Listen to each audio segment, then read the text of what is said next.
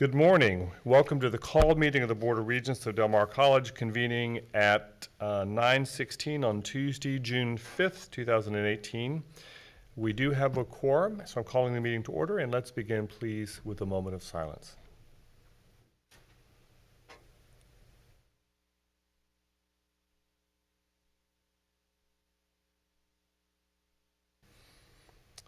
Thank you. Ed, would you lead us in the pledge, if you don't mind? Pledge allegiance to the flag of the United States of America and to the republic for which it stands, one nation under God, indivisible, with liberty and justice for all. Thank you. Please join us together as we share the mission statement of Del Mar College. Del Mar College provides access to quality education, workforce preparation, and lifelong learning for student and community success. And as a reminder, Del Mar College is streaming the live audio and video from the official Board of Regents meetings on the college's website in real time, with the exception of portions of the meeting considered as closed session by statute. We're going to go immediately into closed session pursuant to Texas Government Code 551.071A1, personnel matters regarding the appointment, evaluation, employment, reassignment, duties, discipline, or dismissal of a public officer or employee, including review of applicants for Region 4 Regent vacancy. 2, annual evaluation of college president. 3, annual board self-evaluation with discussion and possible action open session. And B, Texas Government Code 551.071, consultation with legal counsel regarding pending or contemplated litigation or settlement offer with possible discussion and action open session, and the seeking of legal advice from counsel with possible discussion and action open session. So we'll go into closed session at 9:18 and clear the room, please, if you don't mind. Thank you.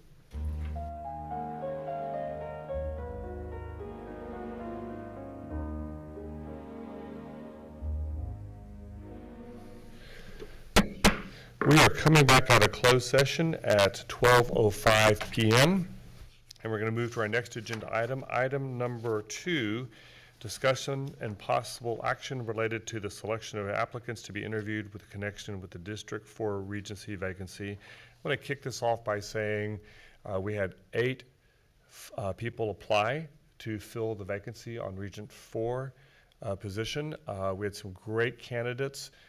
It's great that and I'm pleased that there's so much interest from our community and a high quality pool of applicants, which is, as I think any of you would know, is a good news, bad news, that you've got 8 people that are highly qualified to try to come up with a pool and narrow it down to obviously one person. So with that, I'm going to see if anyone's got a motion they would like to make. Yes, Mr. Chairman. First off, we want to thank everybody who submitted applications for the District 4 Regent naming. We were very impressed with the quality of the applicants. We would like to move the process forward, and I move that we select the following individuals to interview at our next board meeting on June the 12th. Mr. Raymond Rose, Dr. Mary Sherwood, and Mr. Armando Solis. We have a motion for 3 candidates to be interviewed at the next meeting. Do we have a second? I second. We have a second from Elva. Any further discussion by the regents? Any public comments? Hearing none, we'll take a roll call vote on that, and I'll take the roll on that. Sandra Messbarger? Yes. Dr. Dami? Yes. Carol Scott? Yes. Ed Bennett? Yes. Alva Estrada? Yes. Trey McCampbell? Yes. So, and Susan had to leave the meeting briefly, so it's a unanimous for all 3 candidates to be interviewed on the 5th, and we congratulate them and again express our thanks to those that did apply. And with that, we're going to recess for lunch, and we will be back at 1 o'clock. Thank you.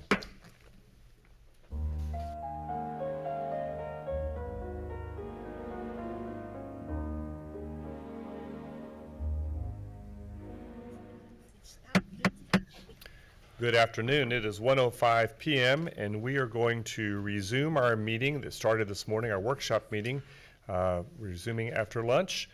And we're going to begin with item number 3, which is discussion and possible action related to the new Southside Campus Phase 1A project kickoff. And I'm going to turn it over to Dr. Escamilla, who's going to begin this item. Thank you, Chairman McCampbell. It is my pleasure to, first of all, welcome everyone to today's meeting. We are delighted that you all are here to join us in this very exciting topic, and I think which will prove to be an exciting conversation as we kick off the design phase of our Southside campus to be located over there at the corner of Rodfield and Yorktown Roads. I want to congratulate everyone, first of all our faculty, our staff, our administration, certainly the Board of Regents, our students, for helping us get to this point. There's been a lot of work done since November 2016, and there was a lot of work done before that. So I want to congratulate all of you all. And thank you all, especially thank you all for all the work that has gone into this most historic project for our community. Lots and lots and lots of hours have been put in to this program to get us to this point. I'd like to begin with some introductions. I'm going to go through a list, and then I think if everyone can just stand or raise your hand, whatever you're comfortable with, as I recognize you. This is the list of the team that'll facilitate this discussion and get us through today. I'd like to begin with our very own local talent, Philip Ramirez with Turner Ramirez. Thank you, Philip, for being here. Alan Collier with Gensler. Paul Wilhelms with Gensler. Doug Lowe. Well, there's our facilities planning group there. Molly Kandari. There you are, Molly. Robert Hanson, who's our price estimator. Thank you so much. Scott Mears with AGCM. All right. Chuck Urban. Chuck, I threw your name in there. I didn't want to. Thanks, with Urban Engineering. And I know we have a couple others that showed up after. Okay, Luis and another. Would you please just stand and introduce yourself really so we can hear you? Luis Ayala, designer with Gensler. Yeah, Luis, we know you are. Ryan Biddick, project manager with Turner Ramirez Architects. Turner Ramirez, we know them both. Carlos Hickey with Jones DVR. Yes. Thank you all. Those are the only reason they weren't on my list. But again, thank you all. This is the team. And team, as you feel comfortable moving in and out of the conversation as it develops, I know we have a script and a program for today, but please do not be shy. We want to hear everything and everyone today. Regents, today is an opportunity to not only kick off this project from the design concept, but to really express your point of view, talk about what is important to you all, because as we've talked about in other conversations, it is the board's role to really articulate the community's expectation for their college and what this project means on the South Campus in the way of expectations. Well, let's just say they're high, but that's why we have the team that we have. We have a world-class team working on a historic opportunity for our community. So that being said, Alan Collier and Paul and Philip Ramirez, the microphone is yours, and please kick us off and lead us into the future. Thank you, Dr. Escamilla. It's good to be here. Thank you so much for the opportunity to now take it to the next step to deliver on the promised dream. As Dr. Escamilla had just indicated, there's been a lot of work that has taken place since the master plan. I mean, even leading up to, the passage of the bond, but since then, all of the work that has gone into, the board and the executive committee working with Doug Lowe and his team in defining that program, to understanding at a deeper level what the vision is for the South Campus. And so today really is, I think, a two-purposed day. I think the first purpose is it's a meeting of understanding.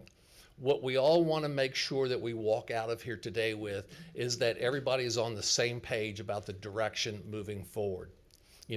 It's important that we hear from the board. it's important that we hear from the constituents about what that vision looks like when it's manifested in its physical form. So we're going to hear today about the updated program and where that is today and how it aligns with the budget. And then there will be some decisions that probably have to be made in the near term, but what are the guiding principles? What is that program that you would like the team to leave here today with to start developing ideas for consideration of the plan? So I say this is the then and now section.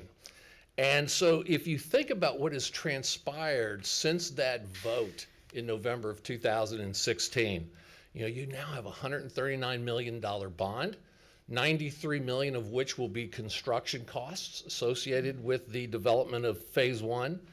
You have a lot of significant changes in phase one, not in a bad way, but things happen over time. Priorities change, sort of programmatic needs change. And so the phase one program that the master plan first documented has changed. And so you now have a different set of buildings and all in terms of the Culinary Institute being brought back in and all this. So this is exciting because now we get a chance to say, how can these pieces fit together in a meaningful way, still set the stage for that phase two, which will be out there someday. As you grow, as we have seen brand new colleges grow in other communities, sometimes that phase two can happen awfully quickly. And you want to make sure that the decisions made in phase one really kind of tease up what can happen in phase two, that we don't paint ourselves in a corner. So this is going to be an exciting planning opportunity. We know that there has been some changes with just the roads around the area, and so how does that impact how you access the campus, where your curb cuts are, where your main gateways exist? So that's going to be a part of this new planning now that Rod Field Road is starting to develop to a point where we can understand what those impacts will be. The fact that Bronx Road is no longer part of that plan that we must plan for on the western side of your campus where public would be driving through, that will shift how we think about how this campus works as well. So again, lots of things that we can now respond to, we can start developing plans around. And then one last thing to mention is the conversations that have been happening with RTA and how wonderful to have mass transit supporting and supplying the students and the transit needs of students to the South Campus. But what are the physical impacts of these RTA stations, and how do they impact not just the edge of your campus where that may occur, but also how it impacts the circulation within your campus? So all good things to play with.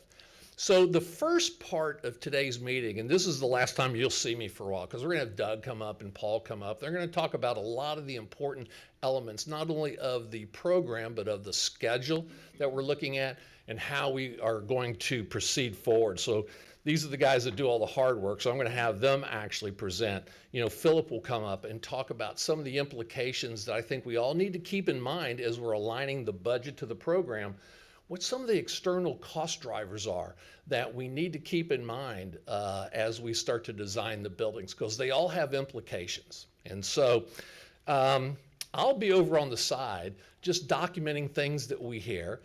There is paper behind this poster, so there won't be any bleed through onto the wallpaper, which is a good thing. But I'll just be capturing as a scribe as well as notes being taken back here. The second part of that, along with getting everybody on the same page, this meeting of understanding, will be we are looking for direction. We want your ideas. We need your input. Your thumbprint needs to be on this plan as well. And so we thought that with all the information that we get in the following couple of sections of this presentation, we can use that as a springboard to start saying, well, why don't we do this, or have you considered that? And then our team will leave here today, going back and then developing some concepts based on the direction that we receive. And so there's a lot of good, fun stuff to talk about. So rather than me stay up here for the rest of the time, I'm going to invite Paul and Philip to come up and talk about the team.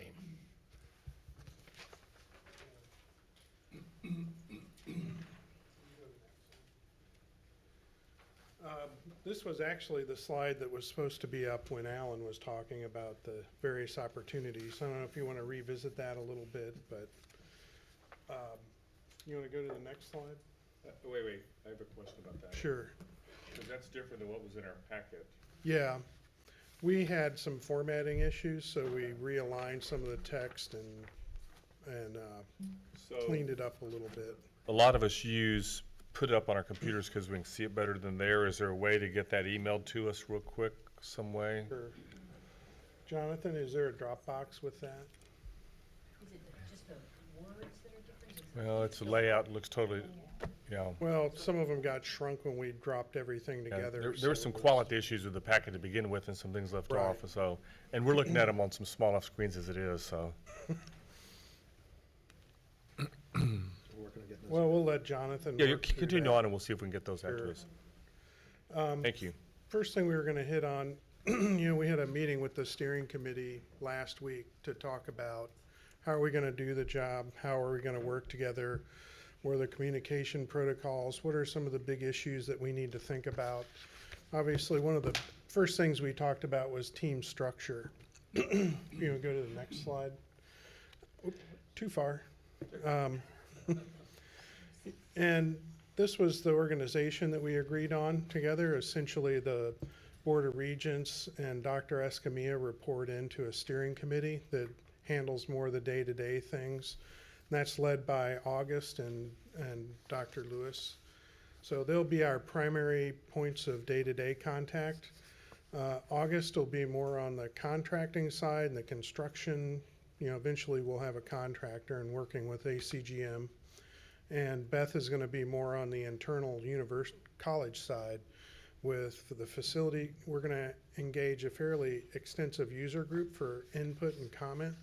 So the facilities people, security people, maintenance, obviously faculty, we wanna talk to students and have several engagements. So she's going to take that fun task on. In preparation for that, we also modeled out a calendar. And I think that's actually the next section, but we formalized that this week with August and Dr. Lewis to make sure that we're aligned on what dates work, how we report out to the Board of Regents, how all those elements are coordinated. Go to the next slide. Talk about that. Within our internal team, you know, Alan is the principal. Philip and I are gonna work hand in hand in coordinating both our work teams. You know, as we had mentioned, Philip's group is integrated with ours, so we're going to, you know, essentially have a soft interface between us and share tasks and, you know, work together in terms of how we approach the entire project. Yeah, and I would add to that. Here, take this There you one. go. I would add to that in that, you know, kind of elaborating a little bit on Paul's statement there with regards to how our team's gonna work, is there's not these kind of hard and fast dividing lines as to, you know, we really are gonna try to work in an integrated fashion. So our local team is gonna be involved in this kind of preliminary phase, through the design development phase, schematic phase. We're gonna be involved in all major facets of the project. In the construction document where it's more technical, there will be some more hardline deliverables that each of our firms will be kind of tasked to do. But with regards to this kind of initial phase, it's kind of a blended team to where we're involved and understand the decision-making process as it goes through with you all here, as Paul mentioned and Alan mentioned before. So we're going to be involved in that process so we know what's going on, up to speed, can offer any local insight and our expertise that we bring to the table in conjunction with obviously the tremendous amount of expertise that Genzer brings to the table. So we're excited about that working dynamic. You know, I want to be clear that, you know, Paul and I are going to do our best to kind of partner up on this project management side. So I'm going to be involved and understand what's going on with the project at any given time. And Paul and I will probably be speaking on a daily basis, if not more than frequently than that, as this process gets kicked off today. So. Well, it's important to note too, we don't intend to run away during CA. You know, we are doing that together also. So, you know, it's not a case where we throw the drawings over the wall and cross our fingers or anything. It's gonna be, we're an ongoing bonded team. You can go to the next. So the schedule, next slide. So this was the more technical schedule that's provided in the contract. And in essence, it's a very broad, it essentially sets up a series of milestones and bigger thresholds. The next slide, is the detailed schedule that we developed in conjunction with the college, taking into account what work days were when, major participants were out of town. And essentially, we worked out the next 4.5, 5 months. What we'll do every time we meet, and then that's formalized into this document that we can provide to the board. It's essentially a report out to the steering committee, but, if you want to get a copy of that, we can upload that too. Yeah, to be clear, these images are just a snapshot of the work product that we had in the meeting that we met with the steering committee and the staff to kind of start establishing kind of what this next phase looks like, and at least a look ahead enough to where we can kind of get a sense of aligning calendars and just some key points for our consideration. Obviously, we've got some input with regards to, community outreach. We've got inputs from the different user groups. So there's some milestones here, and as Paul mentioned, that's been formalized into a much more concise document that we've provided. And Dr. Escamilla, yes, sir. So that's why this meeting was so important, Yes. to kick us off, to get us started, to get that first date, and to hear from, to take the time to hear from the Board of Regents. When we were setting this meeting up, when we had our meeting just a few short days ago, you all pivoted on a dime, and that was so appreciated. And so that's why this June 5th date was not scheduled originally, but the fact that we're all here today is critical. Yeah, and I want to thank the board and everybody for accommodating us on such short notice, because we know that y'all have plenty of items on your calendar in the middle of budgeting and things of that nature. So, but this has certainly been formalized, and it will be available in a more legible fashion if y'all need it.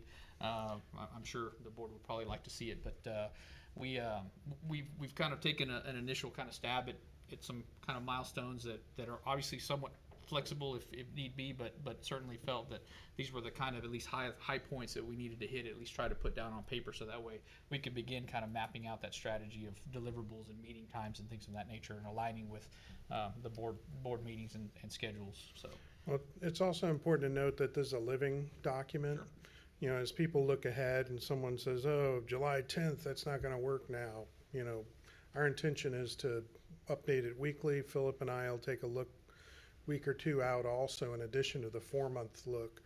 And, we'll adapt that to suit, conditions as they arise, so to speak.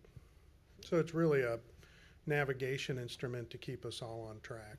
and the other thing with Paul and I kind of working this together is that you do have the benefit of having two people that are here. I mean, there's going to be times where I'm not available or he may not be available just due to other conflicts, but most of the time we're going to try to both kind of be present at all of these major kind of meetings. But if should something occur where we're not able to make it, we at least have coverage on the side with somebody that knows what's going on in the day-to-day side of the project and can answer from an educated standpoint any concerns or questions that the steering committee or the board may have at that point in time.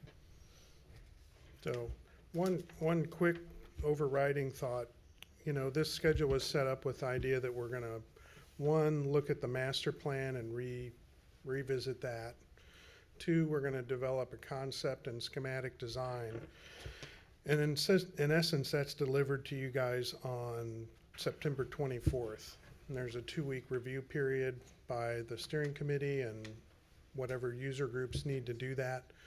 But our intention is to have schematic design to stay on track for the big budget done by first week of October. So that entails a lot of activity over this summer. We have these meeting dates set up, but they'll be pretty robust sessions. Many of them are 2-day and involve multiple groups. So it'll be an exciting summer with lots of stuff going on.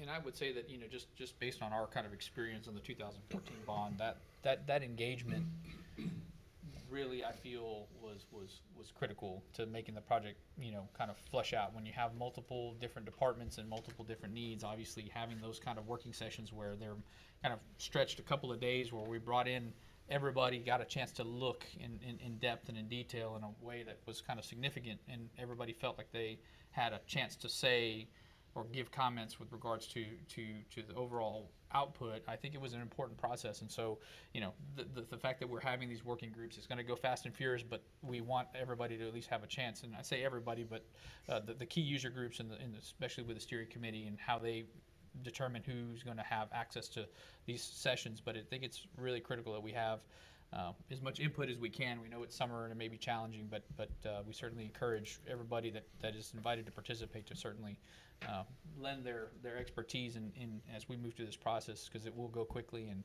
we want to make sure we have the best outcome at the end of it, to bring forth to you all and know confidently that we've got a good plan that can come forth and have everybody buy.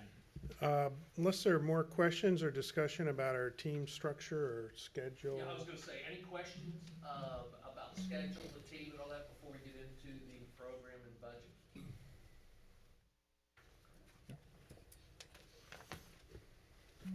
Thank you all. We'll be back in a little bit. Next slide, please. For the next few minutes, we're going to talk about the backstory so that you, as the regents, are fully informed about the issues that you'll be talking about as we move through the afternoon. Of course, it all goes back to the master plan from 2016. Next slide. But what I'd like you to focus on is next slide. Do I have a clicker? Oh. Thank you. Is this Sesame Street diagram in front of you with the 4 gray boxes.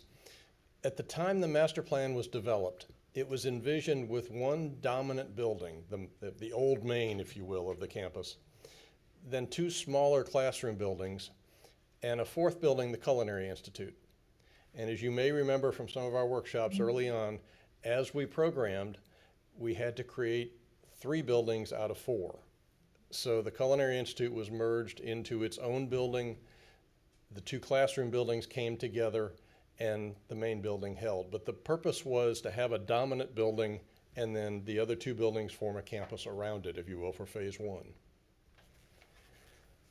As we moved through the programming in late 2017, it evolved into less of one dominant building and more of two larger buildings. There's sort of economies of scale, if you will. One would be the main building with the administrative functions, the student services functions, things like that. The second would be a STEM building, which would be the academic workhorse. And then the Culinary Institute would make up a third but smaller building. Also, one of the key elements we made during the program, the key decisions we made during the programming, was to populate all of the buildings with classrooms and laboratories. So there would be a lot of movement of faculty and students between all 3 buildings. So a very active campus. And you can see the sizes of the square footages, but 2 buildings of just under 100,000 square feet each, and a Culinary Institute of about 40,000 square feet each. Total programmed area, about 225,000. And that was driven by how much we could afford to build with the $93 million. At the time we put the cost estimate together in February of this year, we made some assumptions about the buildings.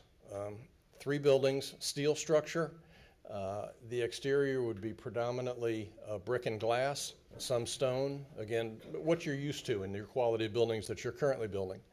The master plan would have a central utility plant of about 11,000 gross square feet, and it would support the 3 buildings initially and then could be expanded in future phases. We would provide concrete parking for 1 out of 4 student vehicles, adding up to 1,500 cars. The master plan was originally conceived of as a 6,000 student phase 1A campus. And then, of course, utility infrastructure, roadways, sidewalks, whatnot. We estimated about 15 acres of the total site would be developed fully in phase 1. Of course, with estimates comes what I call cost reality. And when the numbers came together in February of 2018, you can see the numbers in front of you that 3 buildings and their cost per square foot, they vary based on the complexity of the building. then the central plant, the site development, so on, and it came up to $107.7 million, which is a whole lot more than 93 million. And I know the first thing that's going through your mind right now is why is this guy telling me it costs $450 a square foot to build a building? Is he crazy? We'll get into that a little bit later. I may well be crazy, but it does cost you $448 a square foot because you're used to building buildings for much less than that. I mean, you're a very knowledgeable Board of Regents. You have a lot of construction going on. But thanks to Hurricane Harvey and a few other things, the costs have escalated significantly since the last time you addressed this topic. And for the next few minutes, we're going to talk about some of those realities of why it is costing more in 2018 and 19 to build buildings than it cost in 2012, 13, 14, and 15. Philip is going to step back up and talk about some of the realities of building in Corpus Christi and the Texas Gulf Coast. Bob Hansen will also chime in. Bob is with a firm called Project Cost Resources, and he is a professional cost estimator, and I've been working with Bob for well over 20 years. And what makes Bob particularly valuable to me as a programming architect is that there are no drawings and specifications yet that a contractor can bid from. So Bob has a toolkit of assigning price tags to things while they're still in a program form. And he's very good at it, particularly for colleges and university buildings. So I'm going to let Bob and Philip talk for a few minutes about the kind of the cost realities, and then I'll step back up and walk you through how the team and the executive committee are going to recommend that we get back into the $93 million budget. So it's a very good news story. I'm just going to let them preface you a bit on some of the realities. Okay?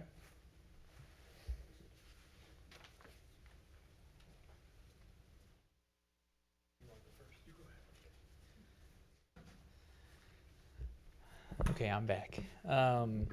So just a couple of things that I wanted to briefly touch on, and I don't know if we have a slide here. Dealing in a windstorm environment, obviously there's in a hurricane-prone environment, there's some considerations that are, need to be thought out, and obviously we're coming off the impacts of Hurricane Harvey and seeing the devastation that we all know they can cause, but being realistic, and there's just various levels of protection that can be provided within the overall design of these buildings. And I think one of the discussions that we want to have is the level of expectation of basically resiliency that is built into these buildings. Code dictates one thing, and what code dictates is going to be that, basically there's a mitigation to loss of property and certainly to loss of life. But there are various options in between that, things that are concerns to, base flood elevation, things of that nature. This property is not per se in a floodplain as we would think of normally being impacted, but should we get a hurricane category 5 push straight up the Oso Creek, there is potential, issues that we would want to consider as to how we develop the heights that we place the buildings at. Do we want to build up a couple of feet? Do we want to consider things like building the first floor out of resilient materials and not put paper-faced drywall that would be susceptible to, water or moisture damage that could be quickly turned around, cleaned up, and then put back into service. And one of the things that we, obviously look at from a design standpoint is not so much these buildings being shelters per se, but how quickly you can be back up and running after an event. And so those types of decisions obviously can help in that process should we unfortunately, have another storm incident. So those are things that obviously drive costs. If we elevate the building another 2 feet to get it up even higher off of base flood elevation, that's a cost impact. If we go to a more resilient material on the first floor, that's another cost impact. There are multiple levels of classification of protection for glazing. We know that obviously transparency is one of the big factors that y'all want to, at least coming out of the visioning session, with some of the desires of the board aesthetically and kind of how the feel of the campuses. And there are multiple levels of protection for glazing. And in a building or buildings that are going to likely have a lot of transparency, those discussions need to be had and to what levels. The code dictates one thing again, which is kind of a minimum level of coverage, but then there's kind of multiple layers above that. And we just want to just put that out there that is part of a broader discussion, that as we get into this, that if there is, and we're going to get into maybe a little bit more detail as we get more input from you all, but there are some choice points that are going to need to be talked through there to make sure that we are all on the same page with the level of expectation of kind of resiliency of the buildings themselves, and that we're all kind of knowledgeable about the options that exist out there, and then the cost implications that come there from that. So that's really kind of all I have right now. But again, this will be something that we're going to discuss a little further, but want y'all to be aware that that is a consideration that we're strongly kind of considering as we move forward, because they may have some upfront cost impacts. Thanks, Philip. Yes, sir. Speaking towards the volatile market conditions or the volatility of the market, is there a volatility there? You know, we've been estimating, our firm has been estimating college project, you know, of this size. The last 5 years, we've probably done 50 of them, and there have been a lot. And we've been seeing costs gradually rise, you know, over the years. But we haven't seen anything that jumps out that would just, you know, all of a sudden the project had to make a right turn, and it just, you know, just chops your budget terribly. I know we've all heard in the news about tariffs and the scare tactics with that, with aluminum and steel. That may be true. We may see some increase in that. Some contractors or some, you know, steel people may take the opportunity to bump some costs up on their products, just as a hedge for themselves. We wouldn't expect any more than 10 or 15% for that, even at that much. But then again, you know, it depends on how much of that product is in your building. If we're talking about aluminum, then we may be talking about door frames. You know, how much of that percentage is in your project, or what other aluminum parts are in your project? Maybe there's a switch to something else that, you know, maybe all of a sudden we go to steel door frames, that it's almost the same cost. You get a little bit more value out of that. But we've seen gradual changes. We haven't seen, you know, big slug changes that can hurt a project. As far as labor goes, we all know the labor as far as what happened with Hurricane Harvey and all the rebuilding that has to go on, you know, all down the Texas coast. The labor factor issues, you have to look at labor as what kind of project this is. Is this a big commercial project like we're talking about here, or is it the labor that's used for rebuilding apartment complexes, homes, things like that? There's a little bit different type of labor situation going on there. Yes, there always is some labor issues going on. I don't see that there's going to be a labor issue that would harm the project. It might have some issues with delays, you know, possibly. I haven't seen any on any of my projects. So even though you hear stuff in the news, you know, you have to take it with a grain of salt. The reality is we haven't seen a volatile market really affect a project badly. And that's from our perspective after a lot of projects. Now, you know, we've done some of the projects here in Corpus too. Some of our work has been here too, and we haven't seen too much issue with that. So that's kind of what I had. Oh, we did say, I did want to point out, when we developed the cost estimates for these projects, you know, we talked with Doug's group as part of the design on the programming, and we developed the buildings as steel structures. It was at the point where you could pick steel or concrete. It could be either or. It wasn't really going to affect the price, and that's the other part of our budgeting process to do this, is that, you know, we're not trying to over budget something, but we're trying to hit the right number for developing the cost. And a lot of those costs that we get come directly from contractors who we sit across the table from and reconcile projects. So they're good values. Any questions?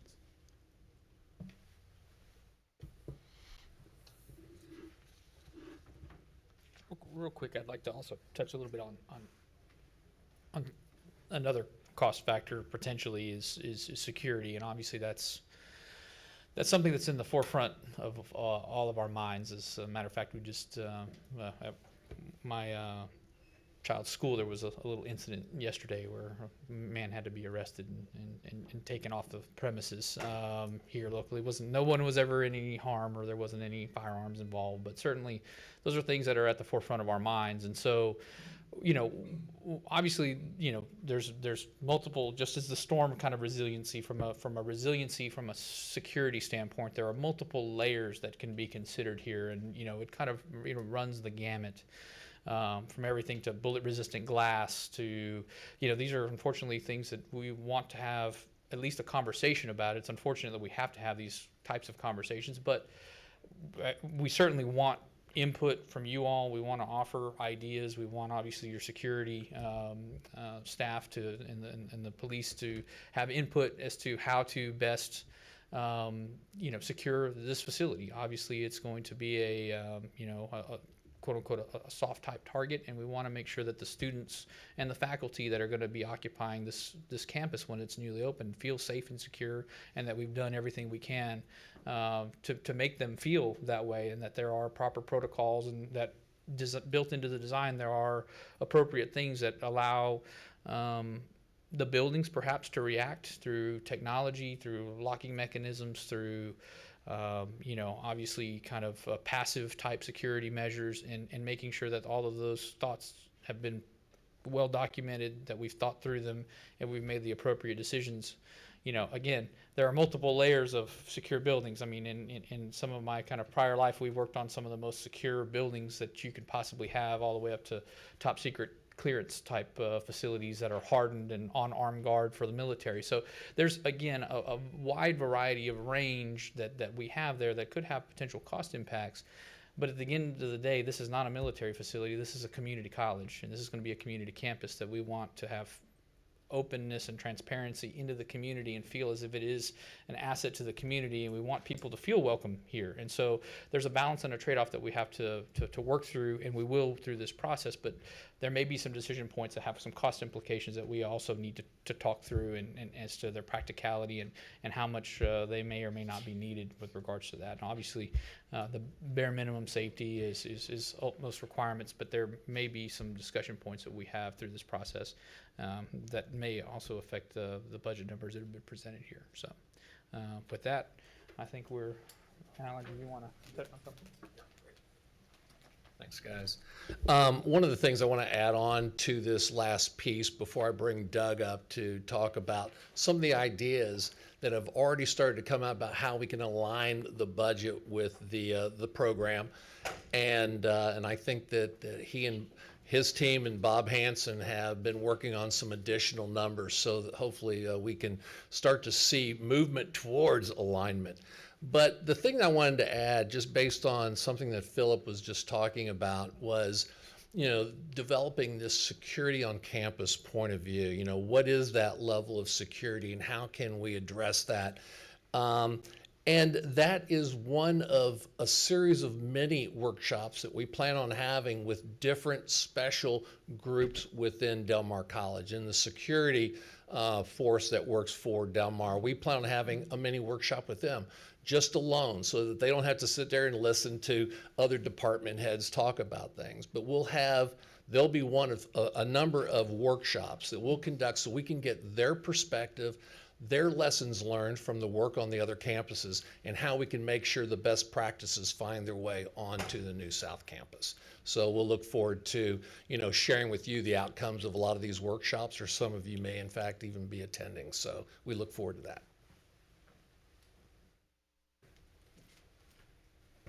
Okay, it is our collective jobs to move forward and to address that red number that you saw a few minutes ago. We are $14 million over budget, and we are here to guide you through how to resolve that.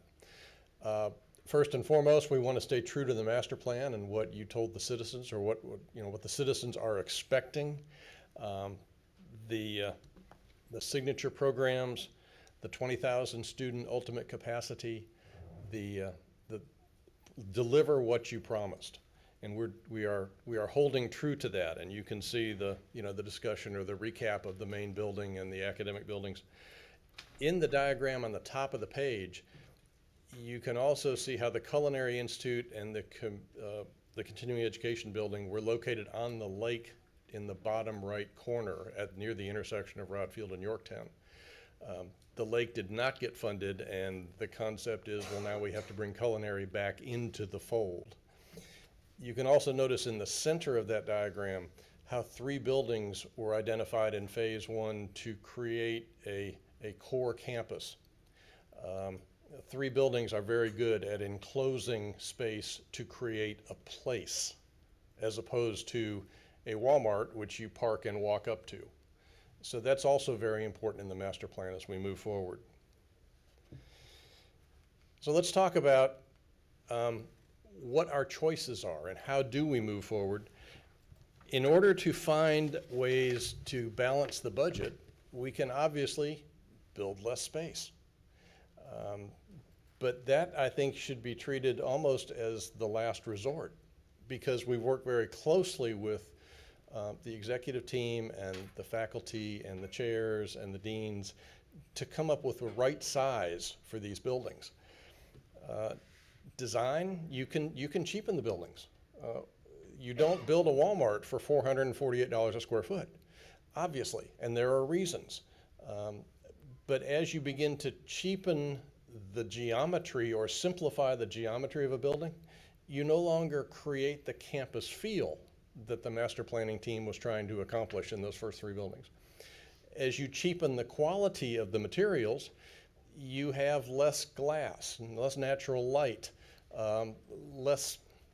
higher maintenance costs over time, those sorts of things. So that's also a pretty dangerous, slippery slope to go onto. And the costs themselves, you're building the buildings, that's a cost. You're developing the site and the campus, that's a cost, and the central plant. So there is no really easy answer, but work with me as we move through some of these. There's some low-hanging fruit. There may be some targeted space reductions that we could take if we had to, that wouldn't harm the program. Like perhaps the size of the community room, just as an oh, by the way. Maybe we could do with a little less parking. Remember, the size, the total square footage is down a little bit from what was planned in the master plan. Maybe that means a few fewer cars on campus as well. Maybe we don't need the 1,500 cars. Another alternative would be a little more, to make the master plan a little more compact so that you're not building quite as much, not developing quite as much acreage. Maybe bringing the central plant a little bit closer into the core of the campus. Conventional logic says that you want to put the central plant far away, but that just means longer piping runs underground and some embedded costs that aren't really contributing significantly to the phase 1A to kind of get this thing up and running. Material choices. That's going to tend to go in the other direction, because after we heard you in January, you were after some more expensive materials, some more use of natural light to make the buildings more transparent inside and out. There's a bullet that says construct 2 buildings versus 3. Now, maybe we could combine STEM and main into one larger building, and that would have some inherent efficiencies. But that leaves us with a 2-building phase 1A. And that means the architects have to be pretty creative, because they still want to capture that space or that courtyard. So those 2 buildings may not just be big rectangles. Maybe they're L-shaped or have some other geometric form that still encapsulates space. Central plant, we looked at deferring the central plant. If you build a central plant, that's the most energy efficient way to heat and cool your buildings. But you could also heat and cool each building individually with what are called standalone systems, and defer building a central plant to phase 2. Looked at that as an option as well. It saves an awful lot of money, but it also drives up energy costs. We looked at using a different piping material. In the past, steel pipe has always been used. to deliver the utilities from the central plant to the buildings. Now it's common on college campuses to use a high-density polyethylene or HDPE piping. That's a little bit less expensive. We also looked at the concept of embedding the central plant into one of the buildings, into the big building, so that you hide it, you encapsulate it inside the main building. So lots of options on the central plant, from material use to where it's located. All of the options, which we're going to talk about shortly, use these assumptions. The 225,000 gross square feet, which is in the program. We assume that there will be a central plant for its energy efficiency and long-term wisdom. And we've already priced the HDPE piping instead of steel. We've reduced the parking down to 1,200 cars. We've increased the glass facade, the percentage, 40% glass is now the assumption. And we've assumed that there'll be less roadway, a more compact master plan, if you will. So with that, and a drum roll, we have kind of synthesized all the choices for you into 3 options, and we are here to listen to you if you think there needs to be an option 4 or 5 or 6. Option 1 is the 3 buildings and central plant, and that's pretty much as you last saw it, with the savings that we just talked about on the previous slide, and that gets us down to just over $100 million. Still $8 million out of range, and that means if we take option 1, which is the one you're most familiar with, that means we have some program-spaced cuts to make. And we're more than willing to do that, but we think maybe option 2 or option 3 might be worth looking at as well. Option 2 is the combine the buildings option. It takes main building and STEM building and combines them into a larger but still articulated building, and a central plant, of course. Culinary is a stationary, standalone second building. The master plan is still freestanding, but it's a little bit closer. It's not on the edge of the campus. The piping runs have been shortened. And that gets us to within shooting range of the $93 million. But we're still a little bit over, and that overage would have to come out of some targeted space cuts.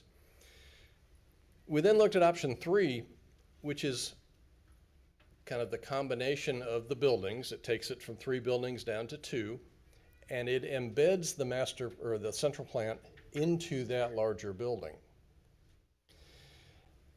What that does in phase 1 is it has the master plan inside the larger building. When phase 2 comes along, it's more likely that a second central plant would be built somewhere else on the campus.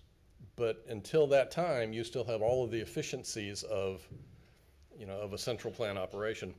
And that gets us down to $91.5 million. So we don't want to make that decision for you, but we thought that today, as you go through the rest of the charrette with the master plan and the buildings as they begin to evolve, you should have this as a backdrop. If either of the second option or the third option, the options that combine the buildings, the STEM building and the main building, there will be some enhanced efficiencies. Fewer staircases, fewer restrooms, you don't have as many lobbies, all those sorts of things. So there'll be some percentage of additional savings just that comes from combining the buildings. The remaining shortfall between the 93 million and whichever option is selected will come out of square feet, and we're prepared to sit down with the president and her team to figure out where those savings would have to come from. And there's one more thing, is once we get the budget balanced at 93 million, we are going to identify priority 1 and priority 2 spaces that provide an additional level of contingency from $93 million down to $88 million, just so there are no surprises as the project moves forward, no risk of going over budget. There are certain spaces that are predetermined to fall into a lower priority in order to keep the project on budget. Okay? So this is not an easy ask, but I think together we can come to a conclusion. Doug, a couple questions. We've all seen the numbers, but remind us of the difference in what makes up in the pieces between the original bond, 139 million, and 93. 93 is only construction costs. I know Yes. it's fees and contingencies and all sorts of other stuff. But tell us what makes up from 139 to 93 and 93 to 88.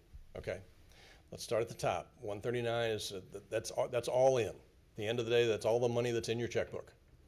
And so that has to pay for everything that's in the project.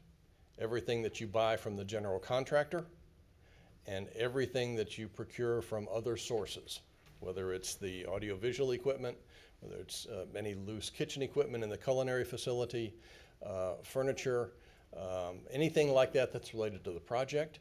It also includes professional fees, testing of materials, and the soil testing for foundations.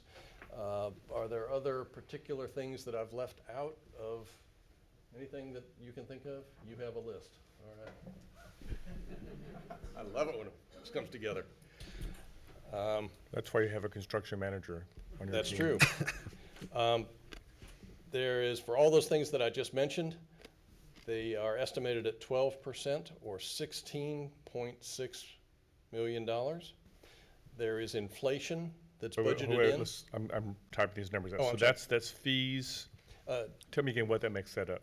Design costs, regulatory costs, testing costs, and admin costs are $16.6 million. And the biggest chunk of that's what goes to Gensler Remedios. I would think, yes, that's the contract that was just signed is a big chunk of it. I'm not picking on them, I'm just asking for All before details. the- Golly, folks. Inflation is 3.5%. And the total. That is 4.8 million. Okay. There's a 10% contingency, which is 13.9 million. Because at this time, again, we don't know all the ins and outs of what's going to get drawn. Furniture, fixtures, and equipment are 10.5 million. And if you add all those up together and then add 93 million of construction cost, you should get 139, plus or minus some rounding error. Paul, Yes. on all three of these options, are you including the additional security amount for all those? Yes. Or are you talking, okay, so Yes. that's, all right, because I think it's important to all of us that the building be beautiful, and I know all of you are talented and you can make this work. But at the same time, we have to have the safety of our students and staff. Yep. If I may, Regent Messbarger, add to that, and Mr. Remedios was talking about this earlier, the college is not exactly a soft target as a result of a previous legislative session. So there have been, we should assume that there will be guns on campus as per the law. I hate to bring that up, but again, that is a factor, that is a reality. I'm getting a lot of nods out there. That is the reality of the time we live in, and this design, we'll be talking about it along the way. Okay.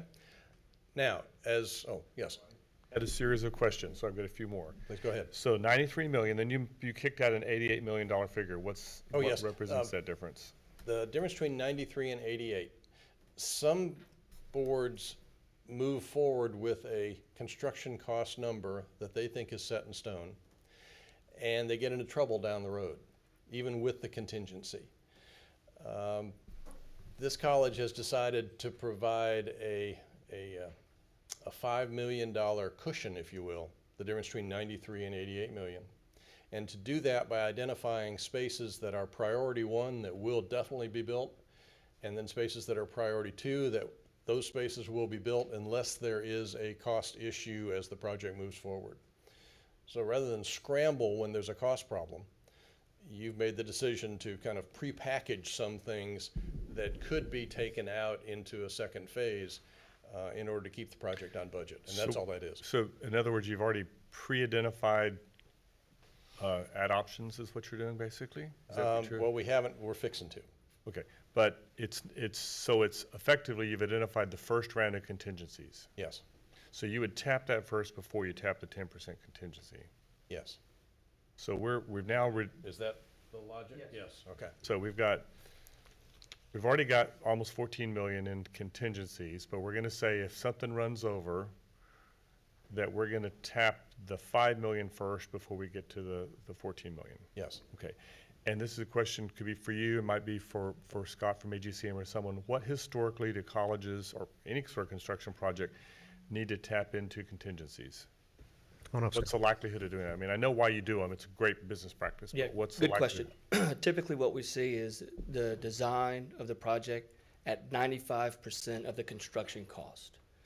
That's what we've experienced with UT, Texas A&M, so that's a common practice and what we would recommend. And then how often do they tap into it? I guess that's also what I'm curious. That's a great question. It really depends on the market. It Okay. depends on how the market changes between now and when it gets put out to bid. So as much as you take that into account in your cost numbers,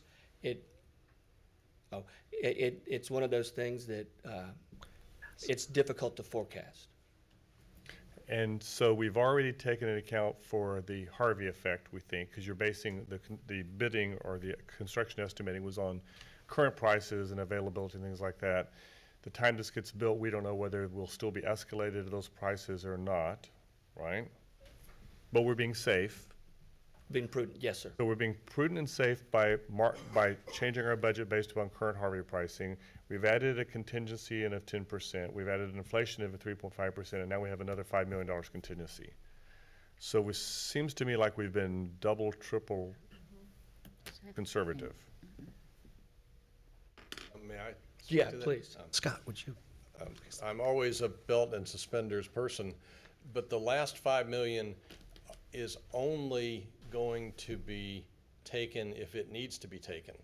If the project stays on budget and is within the other contingencies and the other prudent decisions, then that $5 million worth of space will stay in the project. But isn't there a drop dead deadline to make that decision, like once you bid the project?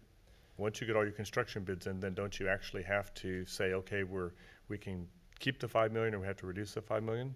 It's not like something you can decide once you've started construction, is it? No, it's not. And think of it, right now, the costs are all based on the program information, which is, paper sketches Right. and bubble diagrams.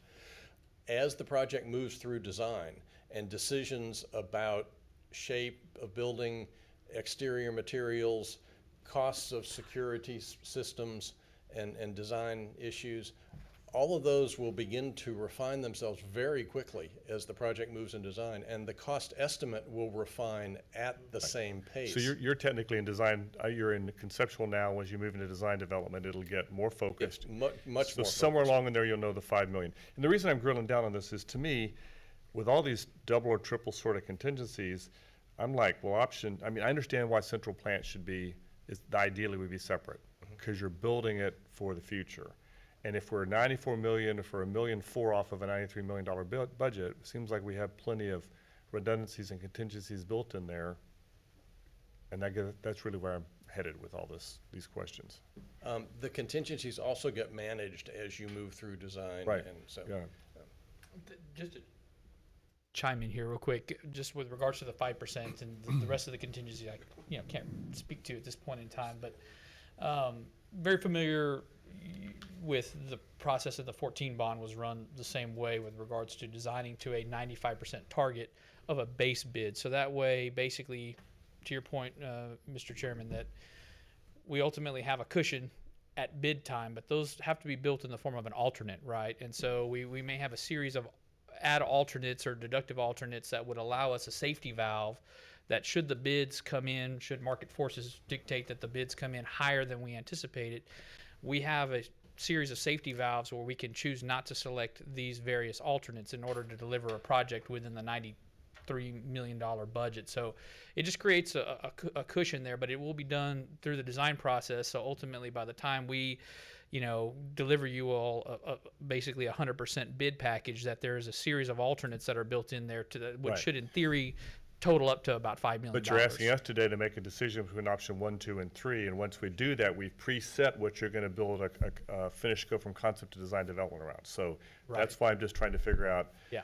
how much risk do we take? Are we willing as a board to say, 94 million is close to 93 million, what's the likelihood we can work that out? Or do we make a fundamental decision that guides every design going forward from this? That's what I'm getting at. I'm not sure a decision's needed on it today. I We think. didn't need to meet today? Well, no, I think we need some direction, and we want to make sure you're fully informed. Okay. But, and as Philip's saying, we're going to explore these as we develop them. We've already started conversations with Carlo on, what are all the ramifications of putting the central plant outbound versus inbound versus in the future, how do you future-proof that, what makes the most sense? Ultimately, that extra 5% boils down to your discretion. We may get to the end of SD and everybody's feeling pretty reasonable.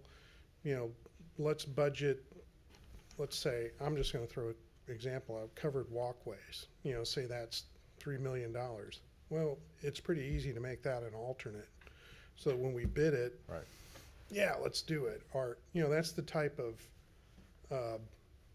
priority 2 type item. That's a qualitative item, it's not a programmatic.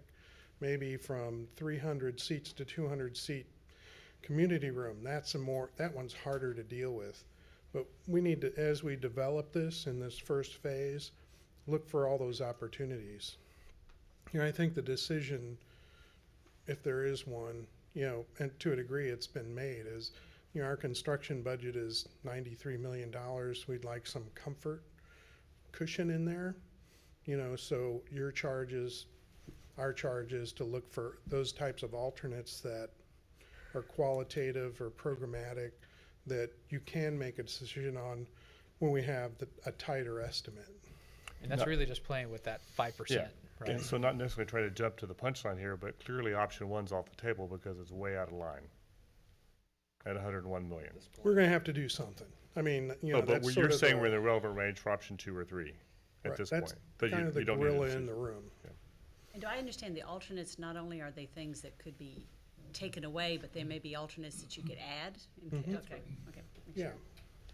I don't want to leave money on the table either. We've done that with other projects in our 14 bond. We've added to. The intention is to bring that, 747 right on the landing strip, not Like that. undershoot or overshoot are both bad. Got it. I have some questions around that central plant issue that you were alluding to, Paul. Yeah. I'm gonna bring our expert up, Carlos Secchi. We've been noodling with this, and he's started thinking about some of the dynamics of that, and he's So- really the person to. The questions are that I don't think anybody in here has a perfect crystal ball to understand when or how much completing the original phase 1 to phase 2, when and when that's gonna happen. So I'm trying to understand the long-term, in a perfect world, we would put the central plant where we want the central plant to be in full build-out. So help us just walk through this idea of embedding and what are we risking in that? I certainly understand the benefits, but what are we risking long-term in that kind of decision? I mean, so ideally, it's the central plant for the build out.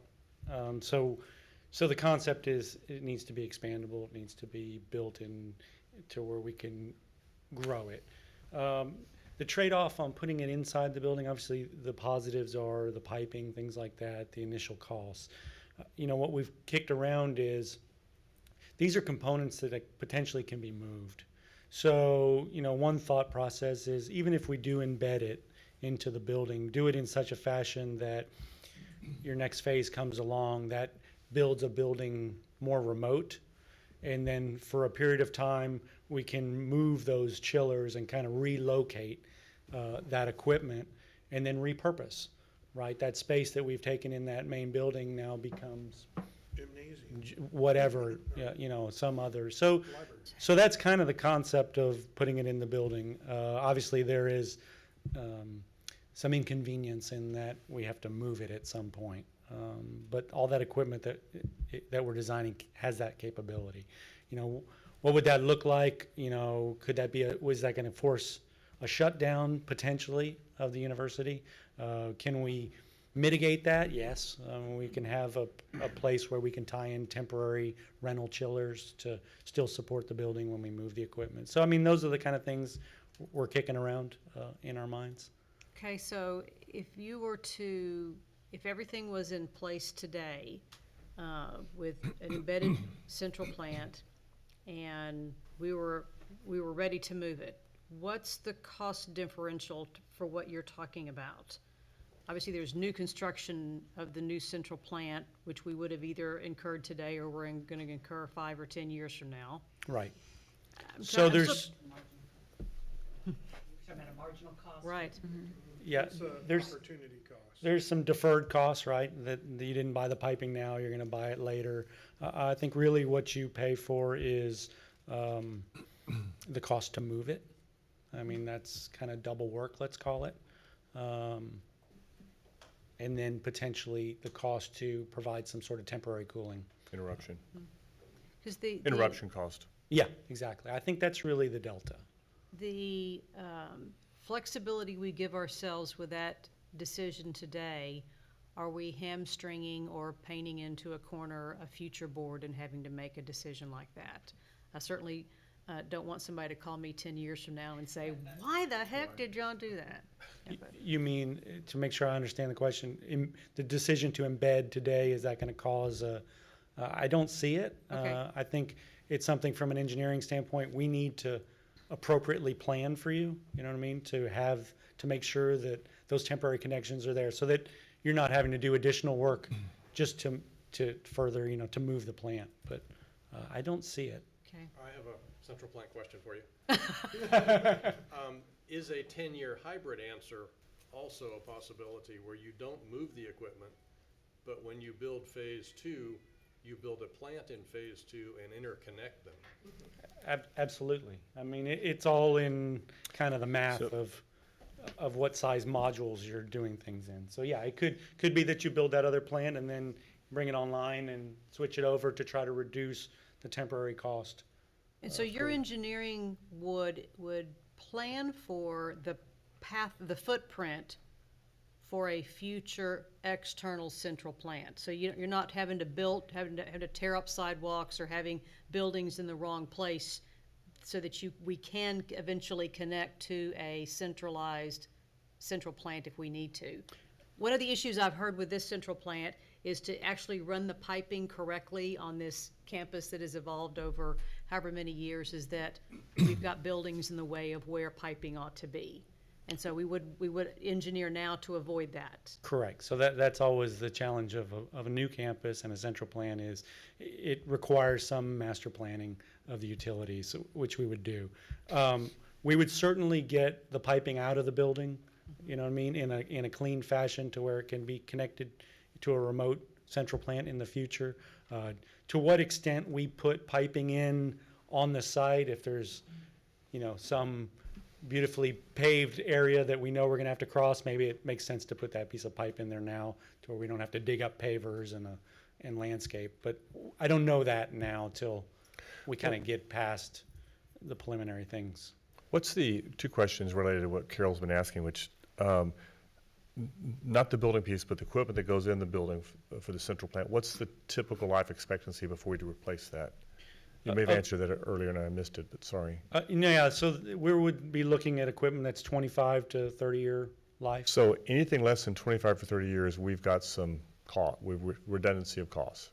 Okay, so let me ask another question. Okay, Beth, I'm not irrespective of the programming piece, right?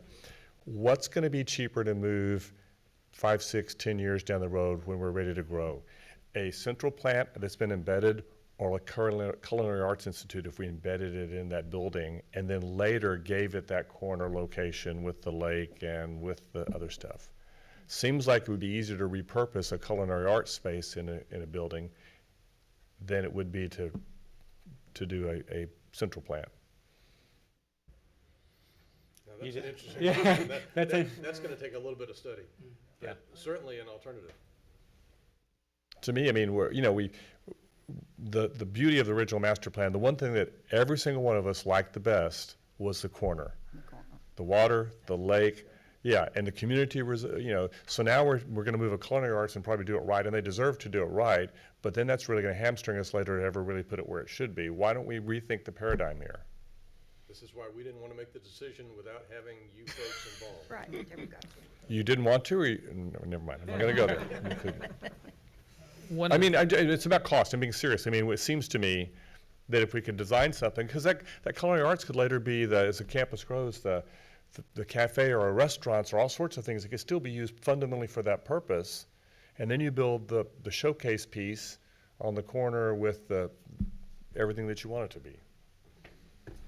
In one of the factors, not, if I may, Mr. Chairman, one of the factors that we also, we've got a cost factor and we've got kind of a life, maybe some kind of first cost considerations as to long-term longevity. But another factor from a design standpoint is just kind of how this and the placement of the central plant affects the overall feel of the campus, right? I mean, that's an important thing as well, because as you grow, the camp, you don't want, I mean,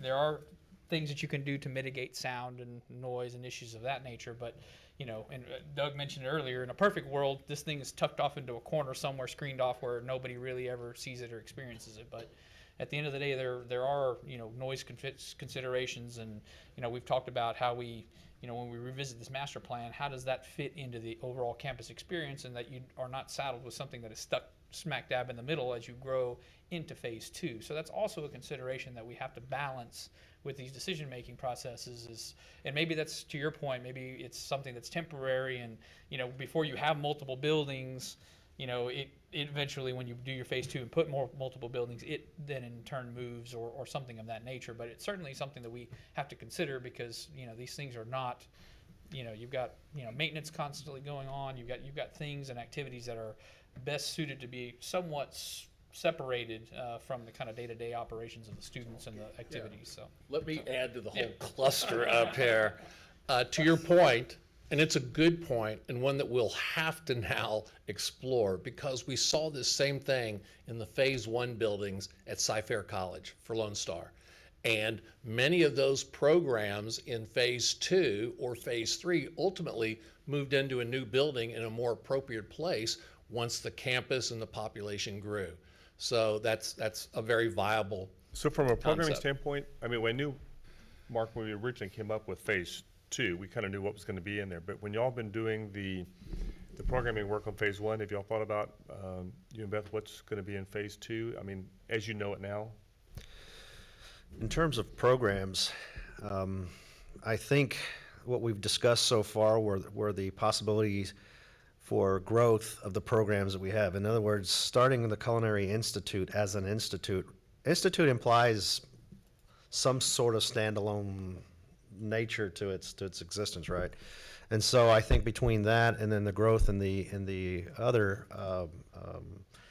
anchor programs is where we imagine the growth would take place, and buildings would then be consumed more with a focus in engineering and architecture and the like, and then therefore pushing the gen eds, which support those, into their own buildings purely. So yes, basically scaling up the programs we have is what we've discussed. Dr. Lewis, you care to add to that?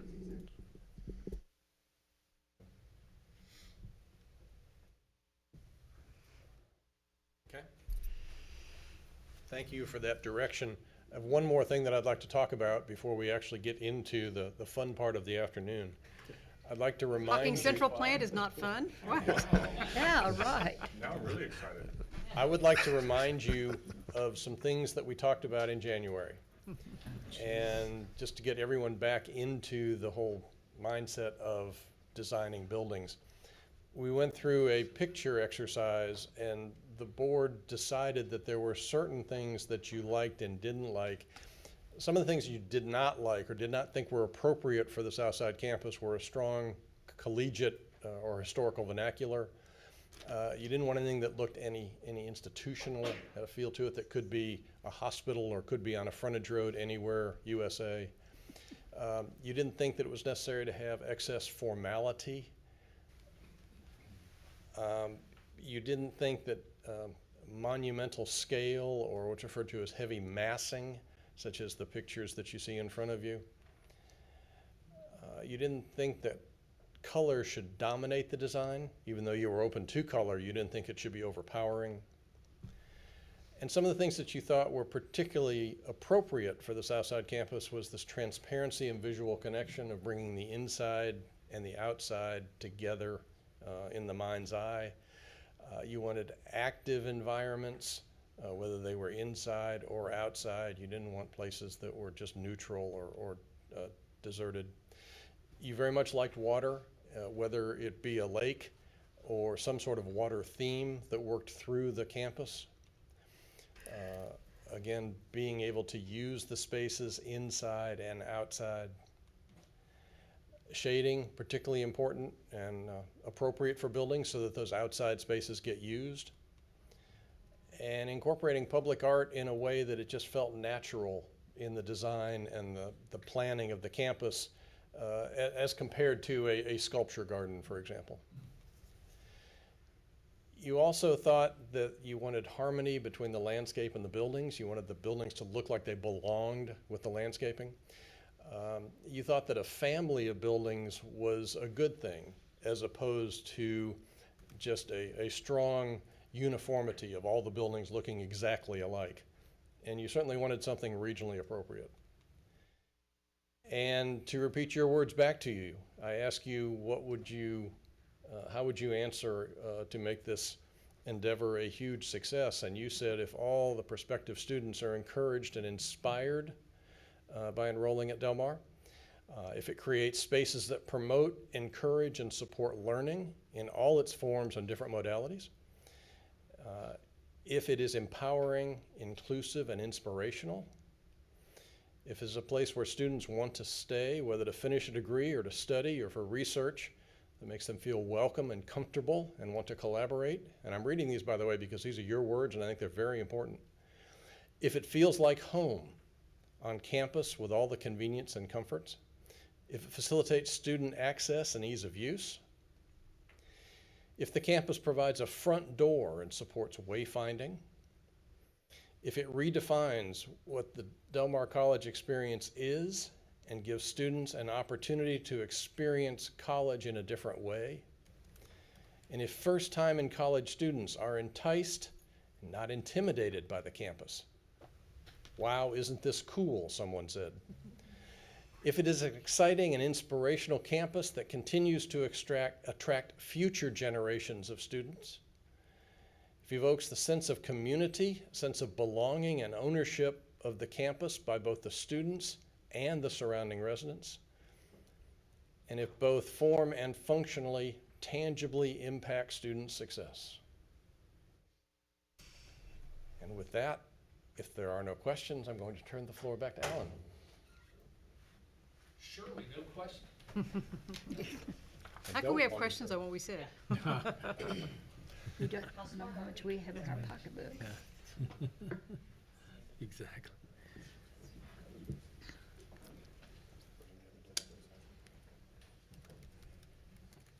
That's good. So, when I was driving over here today and Paul says, you know, we're going to be in the boardroom. And I said, really? Because doing a workshop in a boardroom, I'm not sure how that's going to work. But you've already demonstrated through this engagement that we can have a pretty lively conversation, we can ask the right questions, and we can share our thoughts in, I think, a fairly relaxed while still sitting behind the desks with the microphones. So what I'm going to suggest is that taking the information we have heard now about the budget, about the program, about some early options that the team has developed to just say, if we do this, we can get the number to here. As Paul said, we're not asking for a definitive approach, but we would like to carry this dialogue a little further and talk about some of those impacts that we've had and how they might manifest themselves onto the 96-acre site. And we would like your input. We want your ideas and any direction that you feel is important for this team to go forward over the next 2 weeks and develop some very initial concepts that then we'll bring back and share with the steering committee and anyone else who's interested, so we can begin to say, are we going down this path that really reflects what the board has suggested, has envisioned, and that the realities of cost and program allow for. Because we want to make this the best possible campus. We want this to be one like for the last, decade and a half, people have been saying, hey, that campus, Sci-Fair, that's a great benchmark. We want people to do that with the South Campus. We want people coming to Corpus Christi to see what this campus becomes. So with that, and I'm sure that Natalie's microphone will pick up my loud voice. So what I'd like to ask is, again, to just start a dialogue about what we think are some of those things that could impact the site, or thoughts that you have about, have you considered this? I mean, your idea, was a great idea for us to consider. While we always thought of that building as a standalone, it doesn't have to be a standalone right away. So we're going to explore all these things. So as more ideas come, please share them. But one thing that I heard in this statement about how much, that's the one thing that everybody agreed on, was this community center, this culinary institute, easily accessed by the public without having to penetrate or find their way through a campus to get to.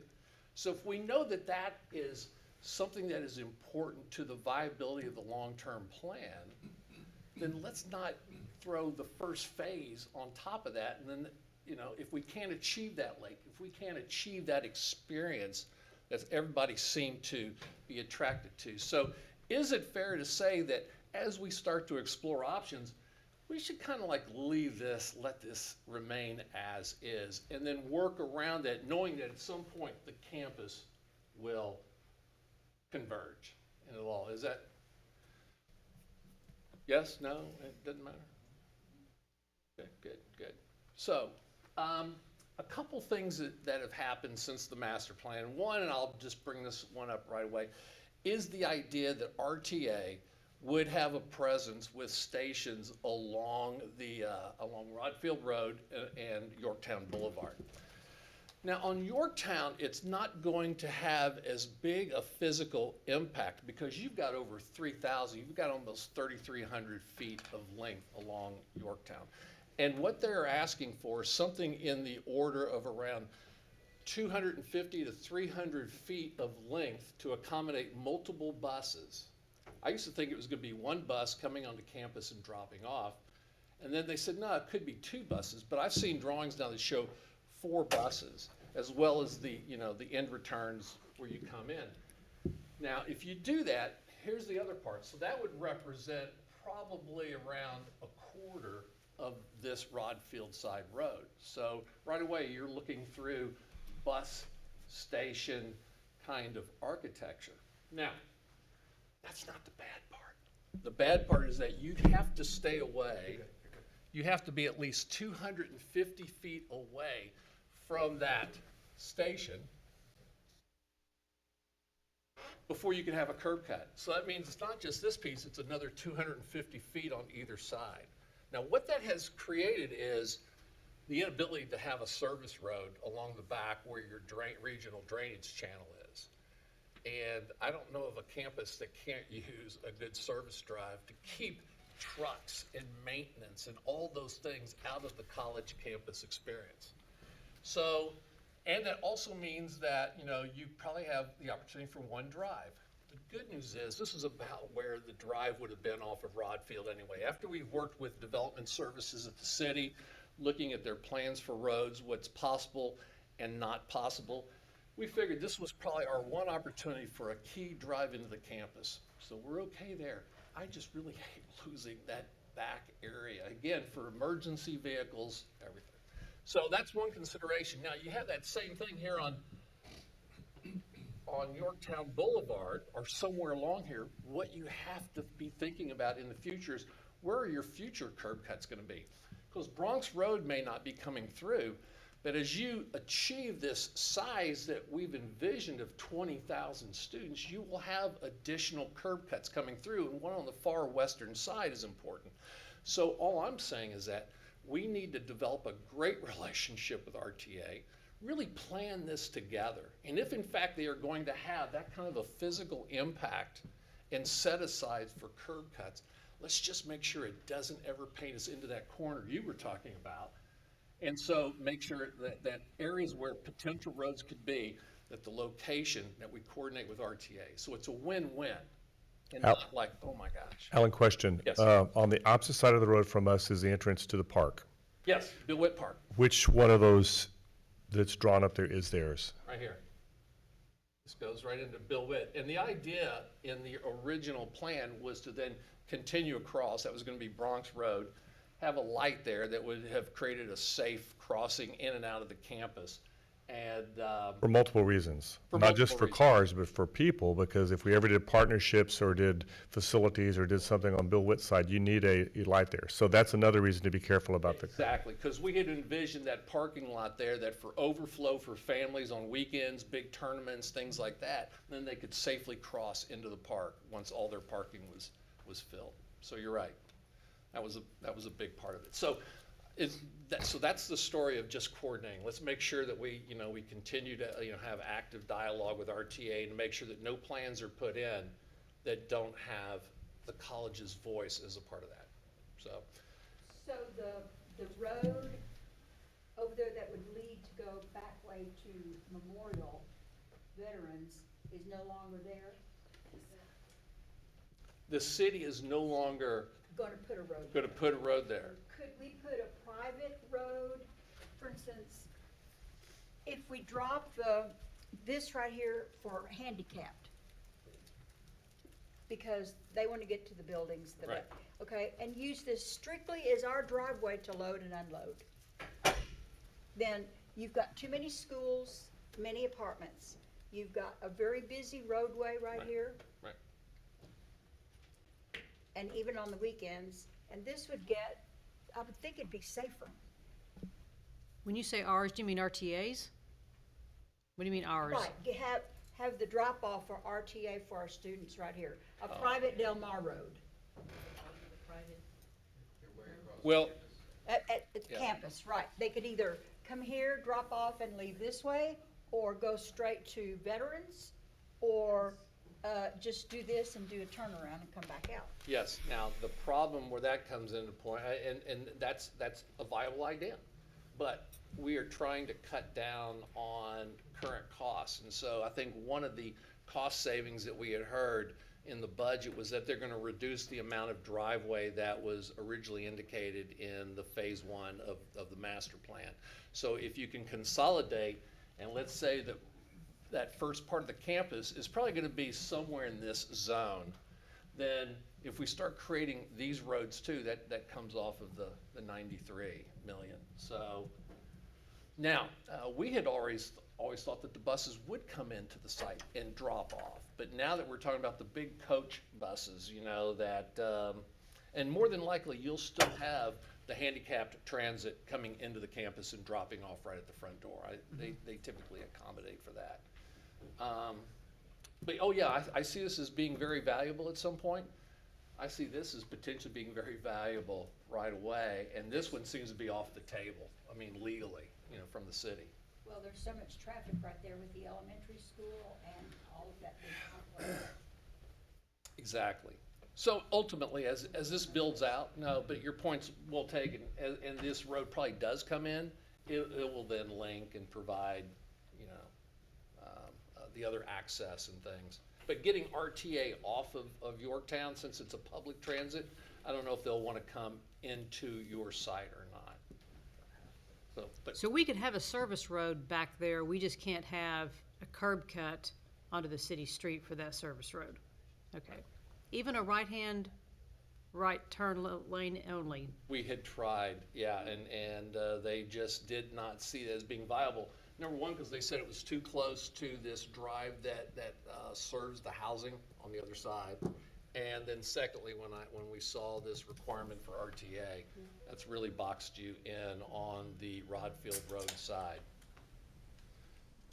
But a road on that west side would be about a quarter mile from the new buildings, wouldn't it? Yeah, and that's what I'm saying. In this first phase, this would be a very remote kind of condition. Now, next to Rod Field, there's some high-powered lines, aren't there? Yes, there are. Does that restrict us? It doesn't, no, it doesn't restrict us, because that's a great question, but where we saw the lines coming down and where we thought that, what's the view corridor? What's the real experience of people coming to the intersection? Those lines shift over and they cross the road. And so that only impacts the first half of that. Question. Okay, so here's a wild off the table thought. In looking at this, if we flipped the image,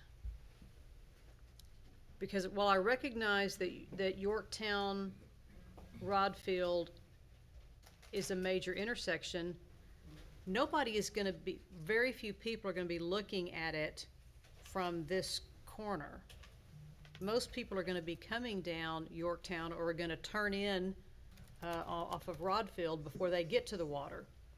Since we don't have Bronx Road to deal with anymore, could you flip that side and give us, does that create any advantage for us in terms of placement if you think about the potential for the retention pond / water feature being on the other side, then you've got more room on Rodfield Road to deal with?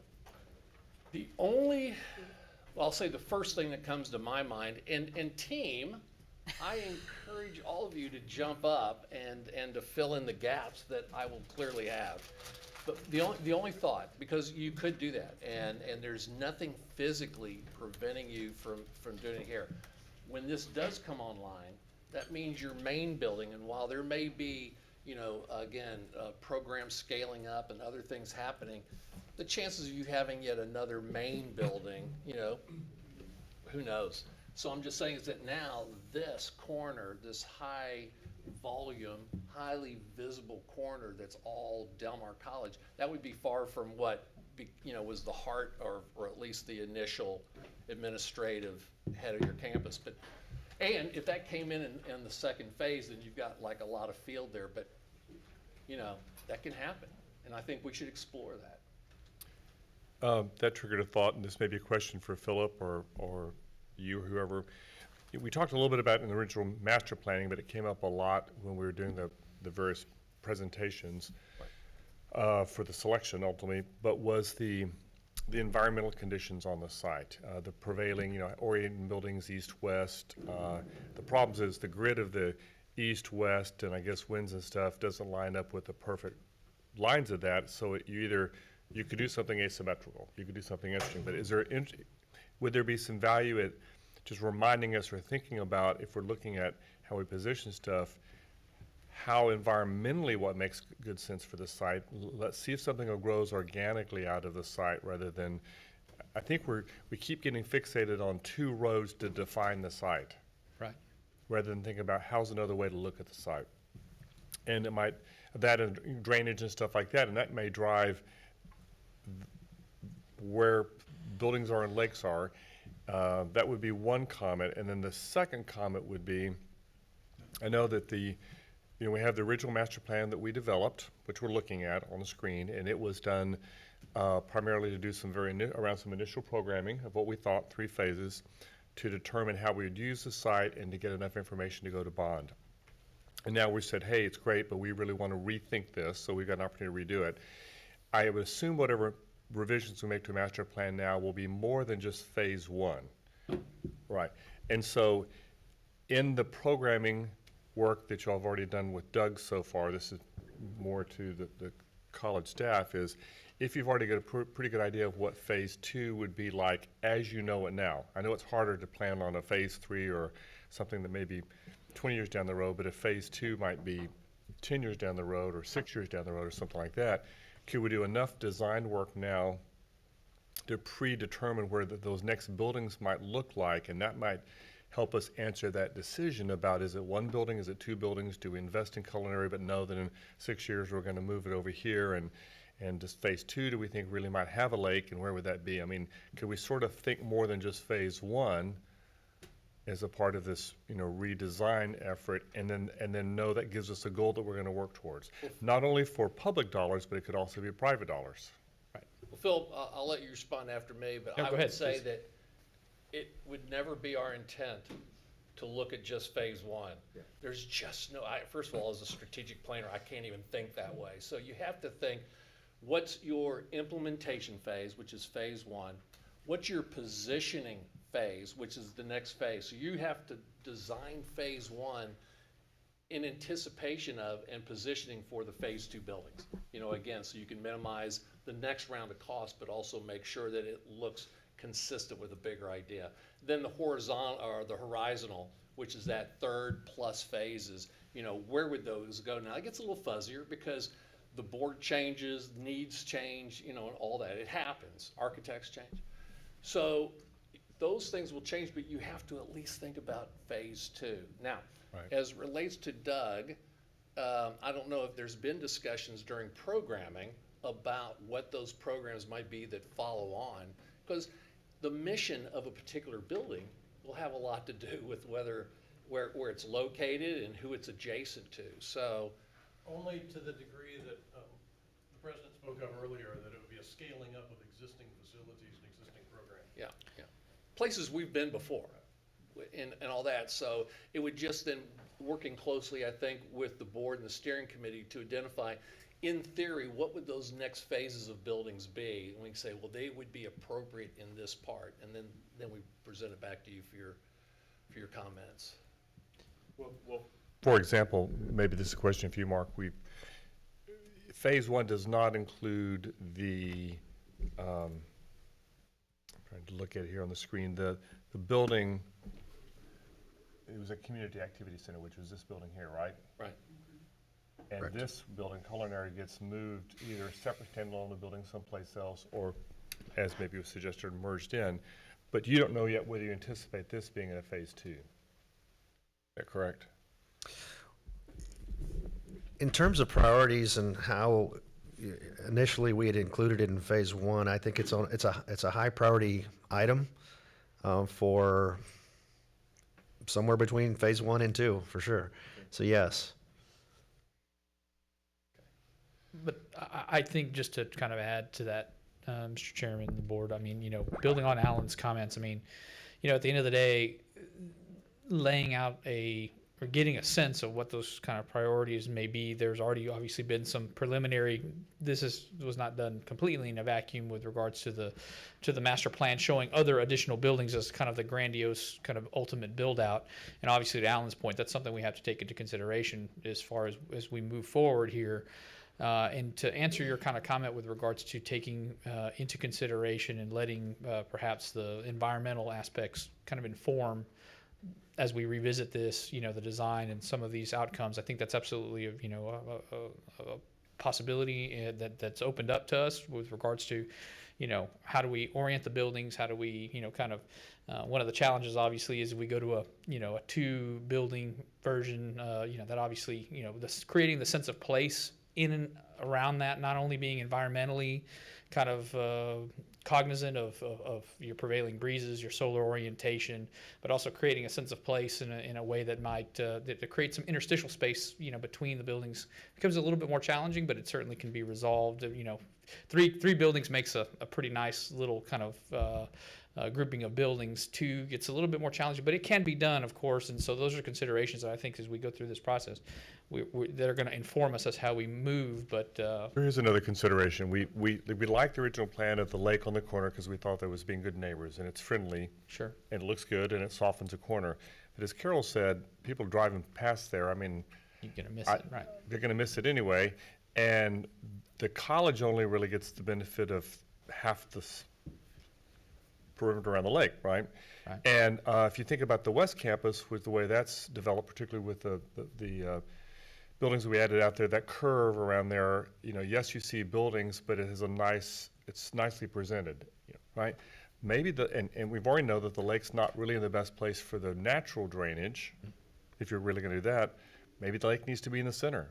Maybe the college needs to be built around the lake. The lake doesn't have to go in phase one, but then you really plan for something. And you talk about that space like the pictures we were drawn to, then maybe the lake is the signature element, so that who really gets to enjoy all of it's the students. And you may still eventually put a community area and a final resting place for the culinary arts next to that, or maybe the culinary arts gets built separately, but it's where the lake will ultimately be, so you don't have that. I think also it's important with the lake or water feature, the importance of water reclamation, water recycling. It's an instrument for heating and cooling. It's a part of the infrastructure. I think that's important for people watching this to hear. We're not building a Lake Mathis, so we're not gonna have boats on it, we're not, Unfortunately, we're not going to have. No paddle boats, no. My boys and I may try it out anyway. Right. Stock it with catfish. But Alan, I think as far as reconsidering that and maybe being a centerpiece, I think is, absolutely on the table. That's what we're doing the next couple of weeks. Yeah, I think that's, and again, just to revisit your previous comment, Mr. Chairman, I think that, that's what we're hoping to get through this process. I mean, these are all, I think, great ideas that help us kind of imagine that, as to what this could be and what the factors are, the constraints we obviously have. And Just dawned on me, it could be a long time before we connect the dots of the corner piece with what we might need if we really wanted something there, and where we're logically gonna build first. There's So a lot let's of just real estate combine there. them now. And then there's, we give up the visibility on the corner, but we also, what we gain is something that eventually the students and the life and the culture of the campus would be built around that. We draw people in. rather Draw than people in. drive by. Well, absolutely, and there's always that point of view between the two. It's like, okay, how much do you want the public, number one, to be able to penetrate into the campus in an evening situation if they want to go eat at the culinary, they want to go to a community center, where their organization is having an event that night, and how much of that do you want it to be almost so convenient, it's on the corner to where they're not adding to traffic on the heart of the campus, but it's still very much a part of the campus, and that can be used both by Del Mar and them. And that was the rationale here, but there's a lot of ways for us to take a look at that. So what we were trying to prevent, at least along the front of that corner and then along Yorktown, was having the sea of parking lots that we see at almost every, not only community college, but university. It's like, let's put that on the edge, let's put the buildings in the center, and we were at least able to put them in the least sort of highly trafficked, highly visible locations. And we're still gonna continue to try to do that, because it is about your brand, the image and character of Del Mar College, but also the experience of when you come onto campus, are you immediately just driving through seas of parking, so. Anyway. I have a comment. This is just my thinking. I honestly cannot see our South Campus without that lake for some reason. I know that I invited many people Who to drew that? I invited many people to our initial meetings, and the comments that I heard, oh my goodness, that lake, it's going to be beautiful for community meetings. This is what we need. And I was excited, and now, I'm being told, no, that lake is not going to be part of phase one. How am I going to go back and tell them, well, I did invite a lot of people to those community meetings.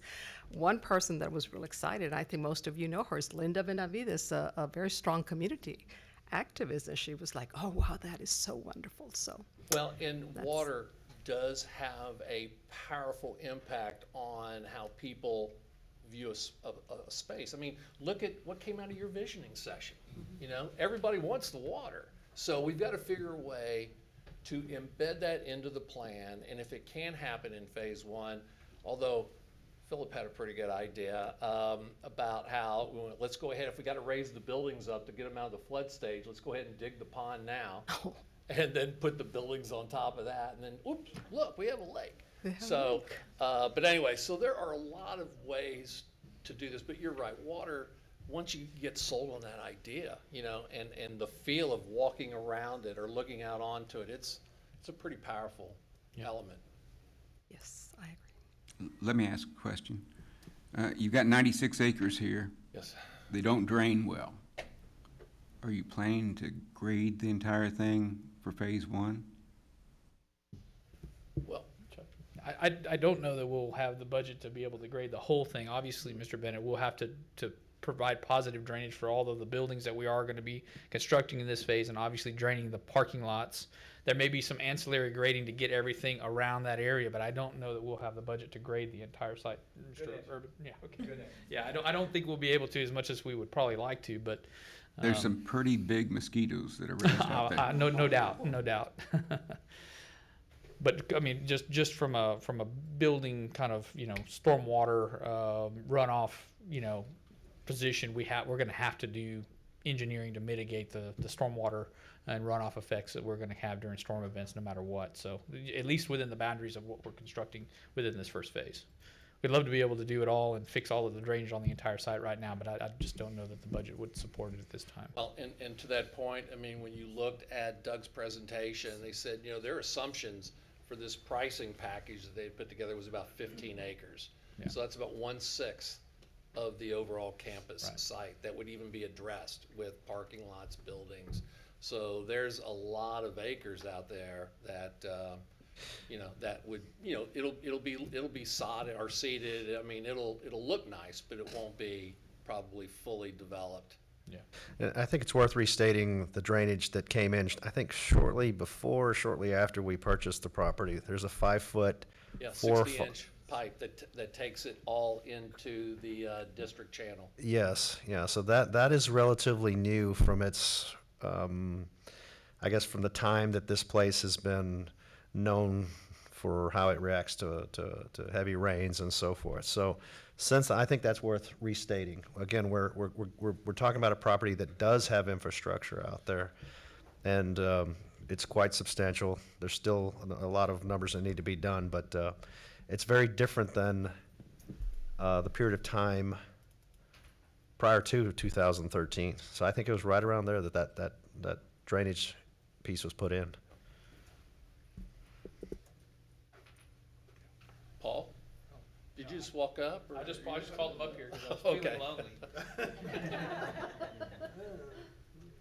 So, other thoughts? You know, what have you been mulling about since the visioning session or since the master plan itself? Or let me ask you this, what are your thoughts if there was a striking architectural response to combining a couple of these buildings? Because if you remember, one of the ideas was to have this landmark that really said education happens here on the south side, that, you know, people driving down the street could see at least that one building. Would the combination of these two buildings lend itself for a massing that really makes a powerful statement for this first phase? What are your thoughts? It could. I also think, though, that maybe you go the other direction. Maybe it's one type of building in a place that later you'll build the big building next to it. I guess it depends if the functions in the primary building were always going to be located there and it's a logical place to go to because it's a beacon, then you need to design it as the primary building.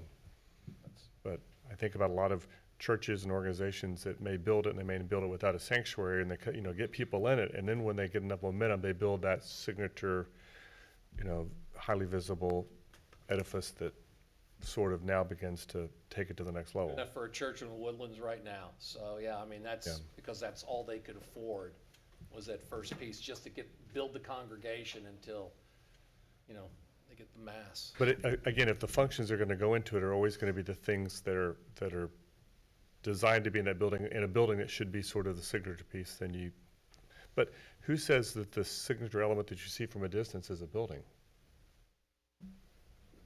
I mean, it could be other sorts of structures or art, And we know that's an important part too, is embedding the art in the building, less about a sculpture and it's more about doing something architecturally that is also an artistic expression. We could have a giant central plant. Articulated. You can go back to your seat now. I think what's also worth mentioning, we've got to review our history. When Del Mar College left Corpus Christi Independent School District and established itself on its own location right here on the corner of Ayers and Baldwin, they had, I think, this very conversation.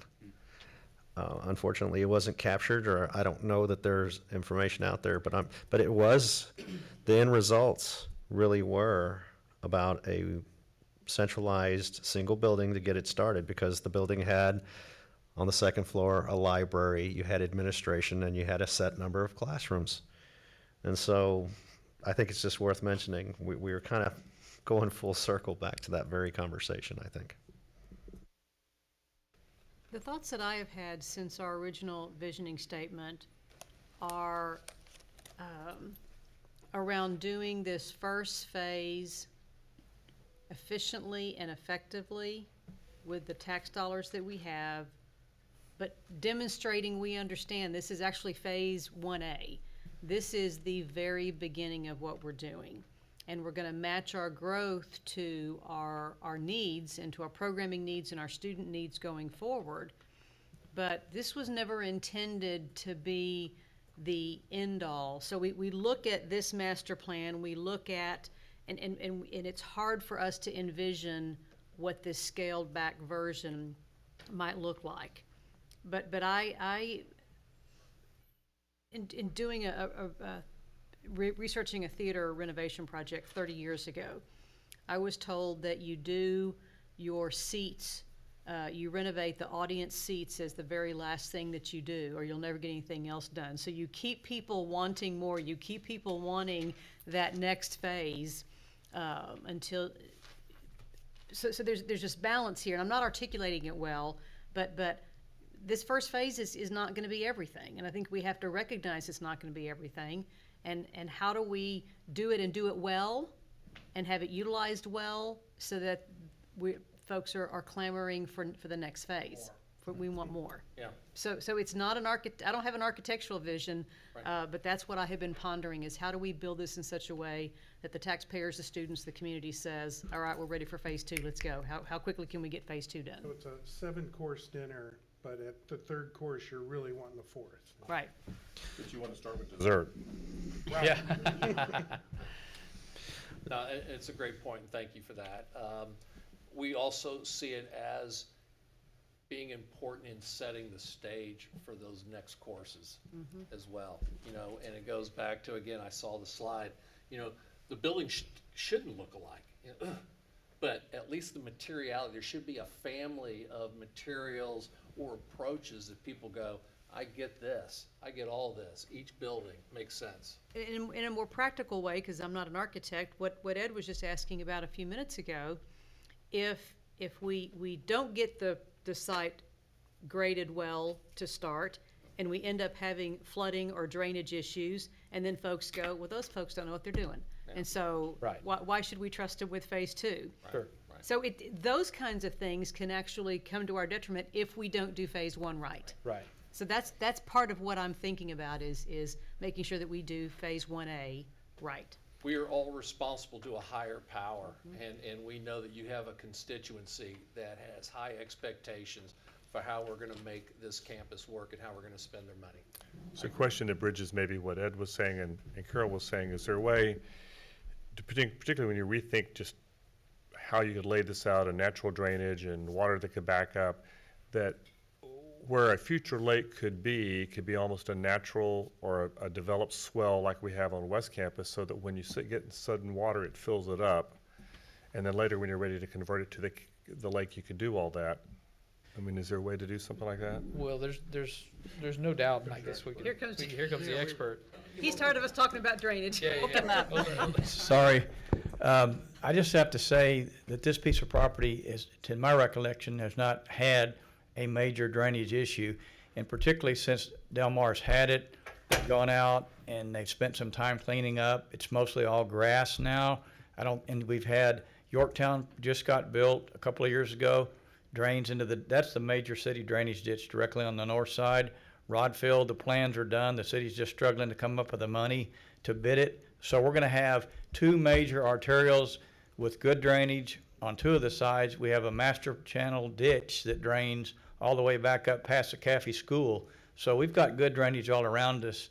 It's Corpus Christi, it's flat land, all the fields around there are flat. I can assure you that our site will have as good or better drainage than anything else. We're worried about mosquitoes. There's gonna be plenty of them coming off of Bill Witt and all the other typical Corpus Christi sites. I mean, our site's like has maybe a foot of difference from one point to the other. So we'll do a good job of the stuff that we do, and we'll make sure that if we have any ponding water on the perimeters, that we take care of it. But we got good drainage all around us, so I don't think we need to lose sleep over it. I think to kind of address your question, and don't go too far, because you can kick me if I get too far down the rabbit hole here. But one of the things that we're going to likely have to have is some retention on this site. You're going to have or detention. You're going to have some level of stormwater mitigation before it gets dumped or released into the city infrastructure.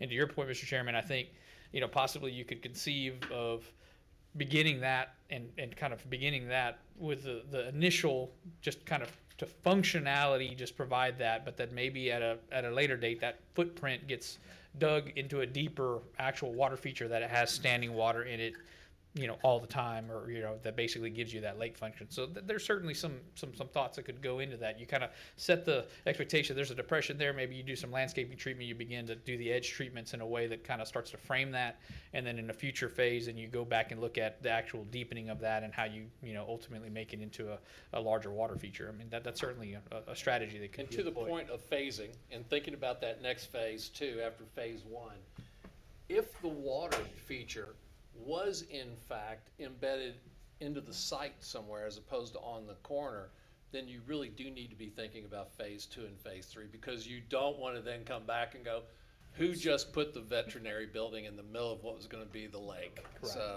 So we'll definitely think about all of those things as we move the pieces around. I think having a good picture of phase 2, the sooner we have something more definitive, it helps with what Carol was saying. It's easier, or go back to the food analogy, it's easier to have your tiny appetizer if you know what's coming next. If it's just you're being promised maybe something else later, it's harder to get excited about it.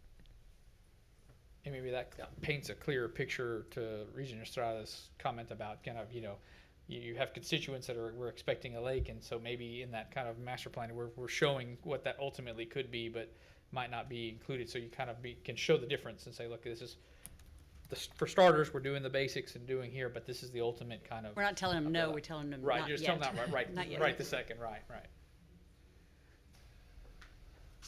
What other questions? Team, I mean, what are the things that we'd like to walk away from here with, in order to be able to start developing ideas this coming week?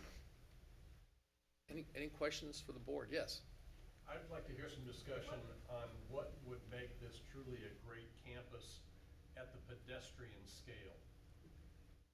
What's going to make students and faculty feel comfortable walking from A to B? Which is all you'll have is A to B, so yeah. Well, so A to A. Parking lot to A A to to B. maybe, yeah, right.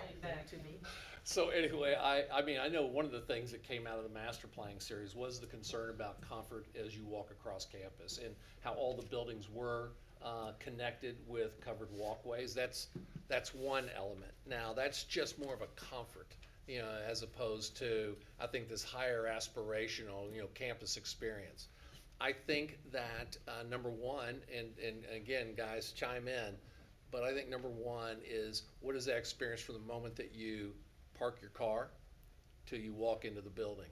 Because there's how many roads will you cross? How many curbs will you step up and down on? What are the sight lines? Do you feel safe when you're coming there for your evening classes after you've worked all day? So again, it's comfort from not only convenience, but also from a sense of security. I think that's probably the number one actually. And then, of course, how the landscape, is designed. I mean, there's a big difference between the experience of a 3-foot sidewalk and a 6-foot sidewalk, and so it's going to be those little things that make the human experience and the comfort, I think, apparent that goes a long way to it. And it's difficult because it's still going to be kind of that Wyeth little house on the prairie moment until future phases start to help fill up that 96 acres. So in terms of sense of place, those are things that we're going to work very hard at. And that's more going to be probably at the horizontal level because you only have a few, 2 or 3 structures out there. So that's our big charge. Philip? Yeah, I just want to have clear in my mind, I know we've kind of talked about it a couple of times, but obviously some of the options, the master plan process that y'all have gone through obviously shows a series of buildings and obviously the interstitial spaces that kind of form the spaces between those buildings. And that, in my mind's eye, obviously clearly demonstrates a campus feel. You got multiple buildings. This is a mature campus. It, even though there might be some piecemeal kind of development over time, it still has a feel of a campus. West Campus also has that. And I just want to kind of touch on the fact that, the options that are presented here, or at least with the original program that we thought for Phase 1A was going to be a 3 kind of building combination, and now we're talking about the potential of combining 2 buildings and possibly bringing the central plant in. And so that's a very different type of massing and structure that you potentially could end up with. And I just want to make sure that we're at least, I know we've talked about it. I just want to. It's a challenge in the sense that the perception of somebody driving up to this in the first time may say, "Well, this was supposed to be a campus, and now I've got a building, and a building doesn't make a campus, perhaps." And I'm not saying that it can't be done. There can't be things that are done landscaping wise, and the orientation and the overall development of a sense of place. But there is going to be a challenge there, and I just want to be upfront with everybody here because from a design standpoint, we'll have to. Just kind of really think through that, and I know that there's a budgetary concern, and that has to be balanced with the reality of what we're facing. Sounds like you're managing expectations. Well, to some degree, I want to make sure that we've at least addressed it. But I also think there's the creativity, which I really expect from y'all's group. You've got a great group of folks pulled together. That's what you sold us on, is how do you take all these challenges and do something? I mean, you've got an opportunity to create an oasis. Sure. As opposed to looking at what you don't have, look at what you do have. What's that center core going to be? If you do something with a lake, even if it's a dry lake thing, and you landscape around it, and you've got a separate building, and you've got some sort of signature building, and it's a different way. I mean, draw your attention to that, and you're less worried about maybe the rest of it's planted as native grasses, and so it looks like it's in a Phase 1A should be so apparent when people come onto the campus and go to class. They already get more is on the way. They get it, that they see the stage has been set, and yet what's there is already pleasure to go to. But they already know, oh yeah, I can imagine what that next phase is going to be. So, yeah, Luis, okay, you've uncovered the monster here. So if you remember when we studied geometry, 2 points define a line, 3 points define an area. It's the same thing in architecture. 2 buildings will define A to B, 3 points will define a space. So going back to what Doug was asking about the scale of the pedestrian, that's something I don't want to lose mind of. And I wanted to ask, picture Texas A&M, University of Texas in Austin, University of Houston or Rice University. They all have different scales. I think that A&M is, because of the scale, is larger. It's not as intimate as Rice or UT, for instance, when you're walking and these buildings are closer, defining a space, and it's a more human scale. The relationships between the width of the space and the height of the building is very important. What makes a European colonial city or an old city compared to an American one that is more vast and open. So I don't want to lose sight of that, and I wanted to ask you, what is the scale if we are comparing universities or even the one that we did in Sci-Fair? What is the scale that you're thinking these buildings that are closing, defining that space? I think the success of our campus will be when we see students being outside, enjoying being outside in Corpus. I know it's hot, but if we provide shadows, we'll mitigate that.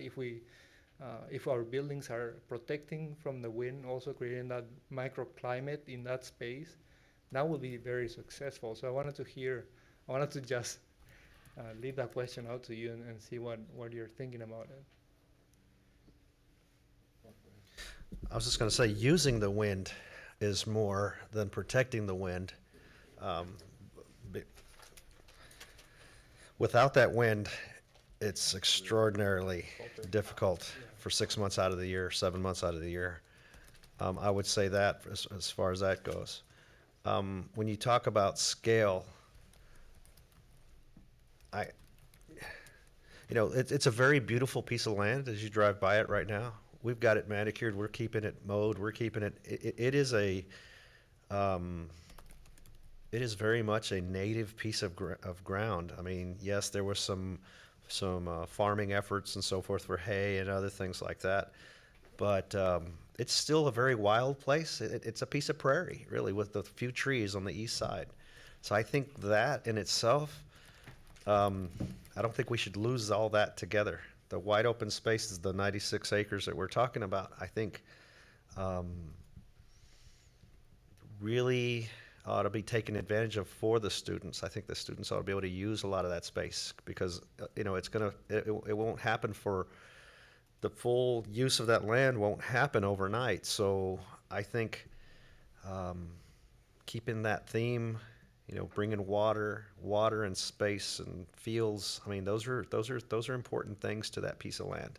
That's just my perspective. It's going to be used a lot, by the way. Once you move on, once you have a presence, people will feel safer there.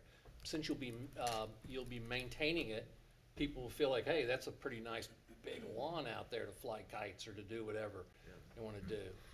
And so you'll see a lot more utilization that's non-programmed, maybe not even invited, but it's going to be there. That's true. Yeah. Luis, you said something that's very interesting about the geometry of 3 points, and you start realizing a point isn't necessarily a building, right? It's a walk path from a parking lot. It's the back waterway. It's the front entrance. Maybe there's multiple points that you can create and define this space. And then it's almost what goes in the center of the space and how are things placed around the space. So I think I think we can create a place, a space that has a sense of place that's logical and that builds upon it, and that's pretty exciting when you think about what else we can do on the space. It may not necessarily drive a whole bunch of money or dollars. I mean, yeah. True. And who knows, maybe you can turn the central plant into a piece of art, and then that'll look like it's one of the points. See, why did you do that? I mean, now look what you just made Paul's day. I saw him get back up out of his chair, so I had Yeah, he got it make back. feel. Carla can do some very attractive central plants. But we're looking forward to getting creative and to finding ways to take, the program as it is, the site as it is, new ideas that come, and then to do something just pretty outstanding. And we don't see this, by the way, as being, oh my gosh, this is all we've got to work with. No, we see this as an extraordinary opportunity to do something incredible with maybe some limited resources compared to what the program's saying. But if anybody can do it, this team can do it. And so it's going to be fun to see where it goes. Go back to echo something Susan said. I think the idea of the importance of phase 2, maybe even drawn in but shadowed out in it, is a way to communicate it, to Carol's point, to people. We're already planning ahead for the next phase. We're confident in our needs, and here's what we're going to do, and it's almost like a placekeeper, and that helps define that space also in ways that people can see it. A lot of people don't have the visual ability to imagine what's going to happen, so we have to paint that picture for them. Oh, sure. Yeah. And showing plan views are difficult for people outside of the industry as well. You have to give them more of a three-dimensional feel for the space and how it's defined. Totally understood.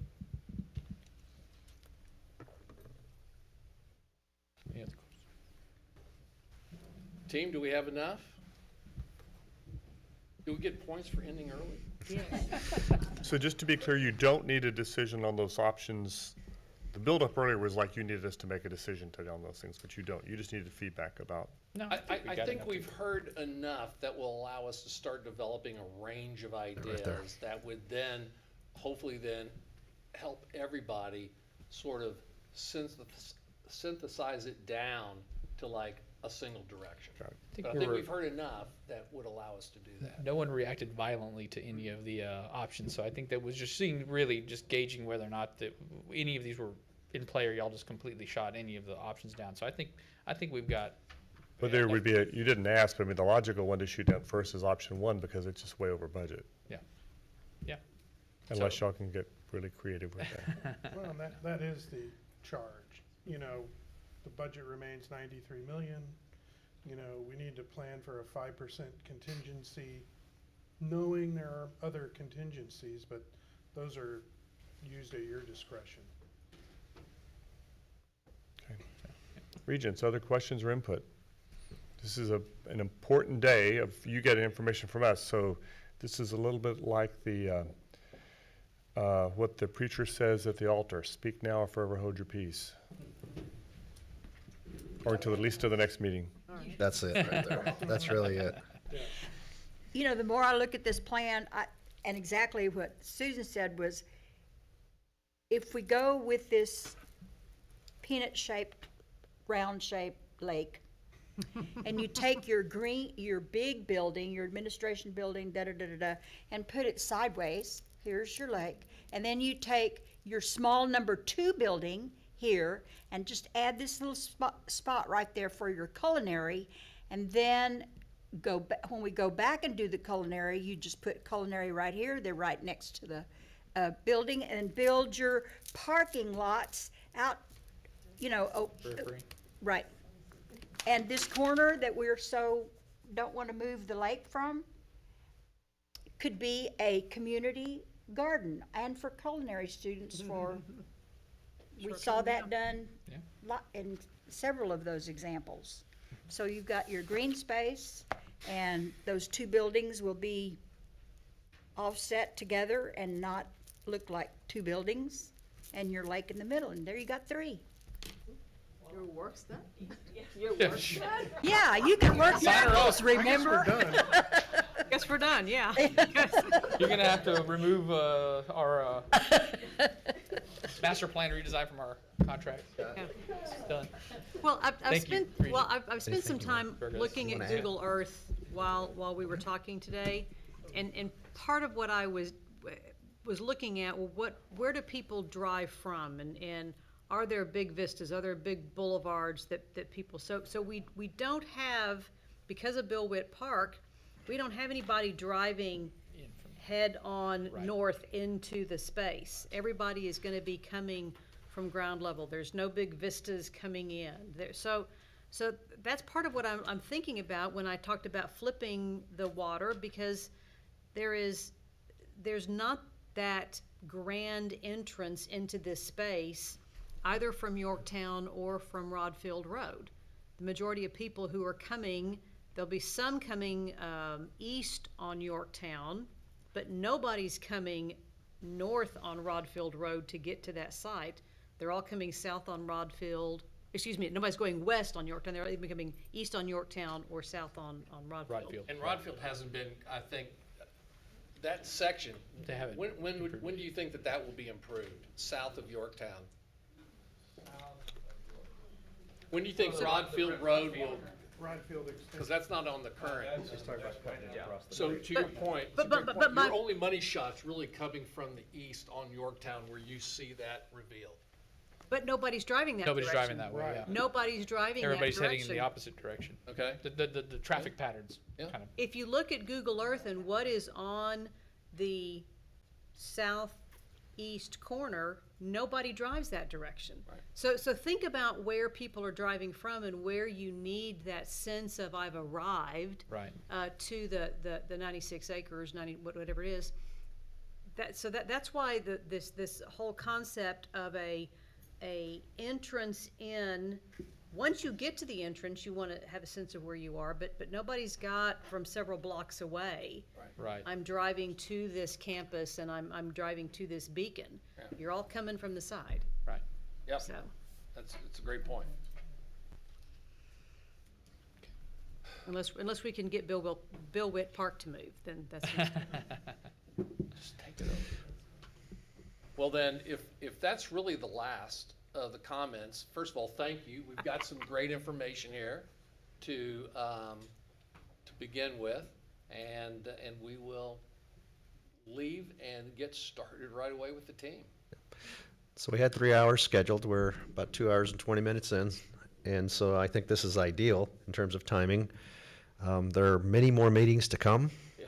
This was important. It was quickly assembled. This meeting was quickly put together. Thank you for your flexibility, Regents and others, for being here, including the A&E team. I mean, that was quick, but we had to get that. We had to have this conversation so that we can take the considerations forth. And we'll be scheduling the next meetings. I think we have several already. I left my calendar. That's okay. It's okay. 2 weeks, a steering committee meets. Yeah, so we're going to take this information and we'll be in constant communication as we move ahead and as we begin scheduling subsequent planning sessions. We'll also have considerations for different space to meet and other things depending on the physical needs for future presentations.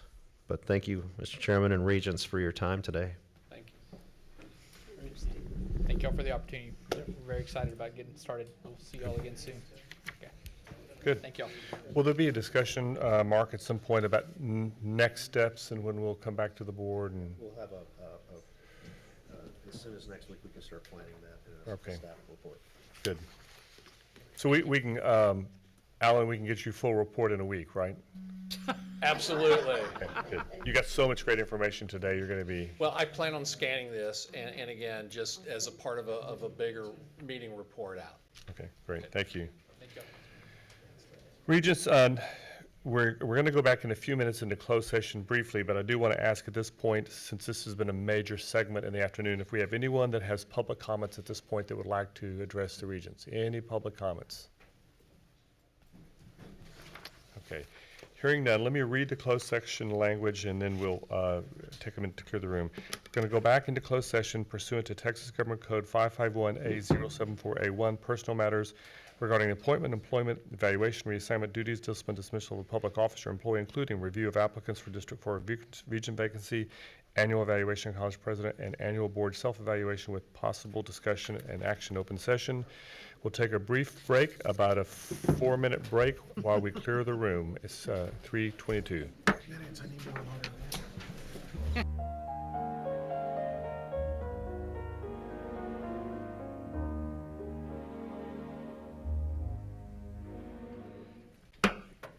It is 4 p.m. and we're coming out of closed session. Do we have a motion? Mr. Chair, I have a motion under agenda item 2. I move that we direct the General Counsel to formalize the interview process and questions for the applicants for the Regents position and to provide the applicants for the interview with the information displayed. Okay. We have a motion. Do we have a second? Second. We have a second from Carol Scott. Any further discussion by Regents? Any public comments about the motion on the table? Hearing none, all in favor signify by saying yes. Yes. All opposed? Motion carries unanimously. Thank you very much. Regents, that concludes our long but very productive meeting for the day. I thank you and look forward to seeing you next week, same time, same place, next week, for our regular scheduled agenda. We are dismissed at 4:01 p.m. Thank you.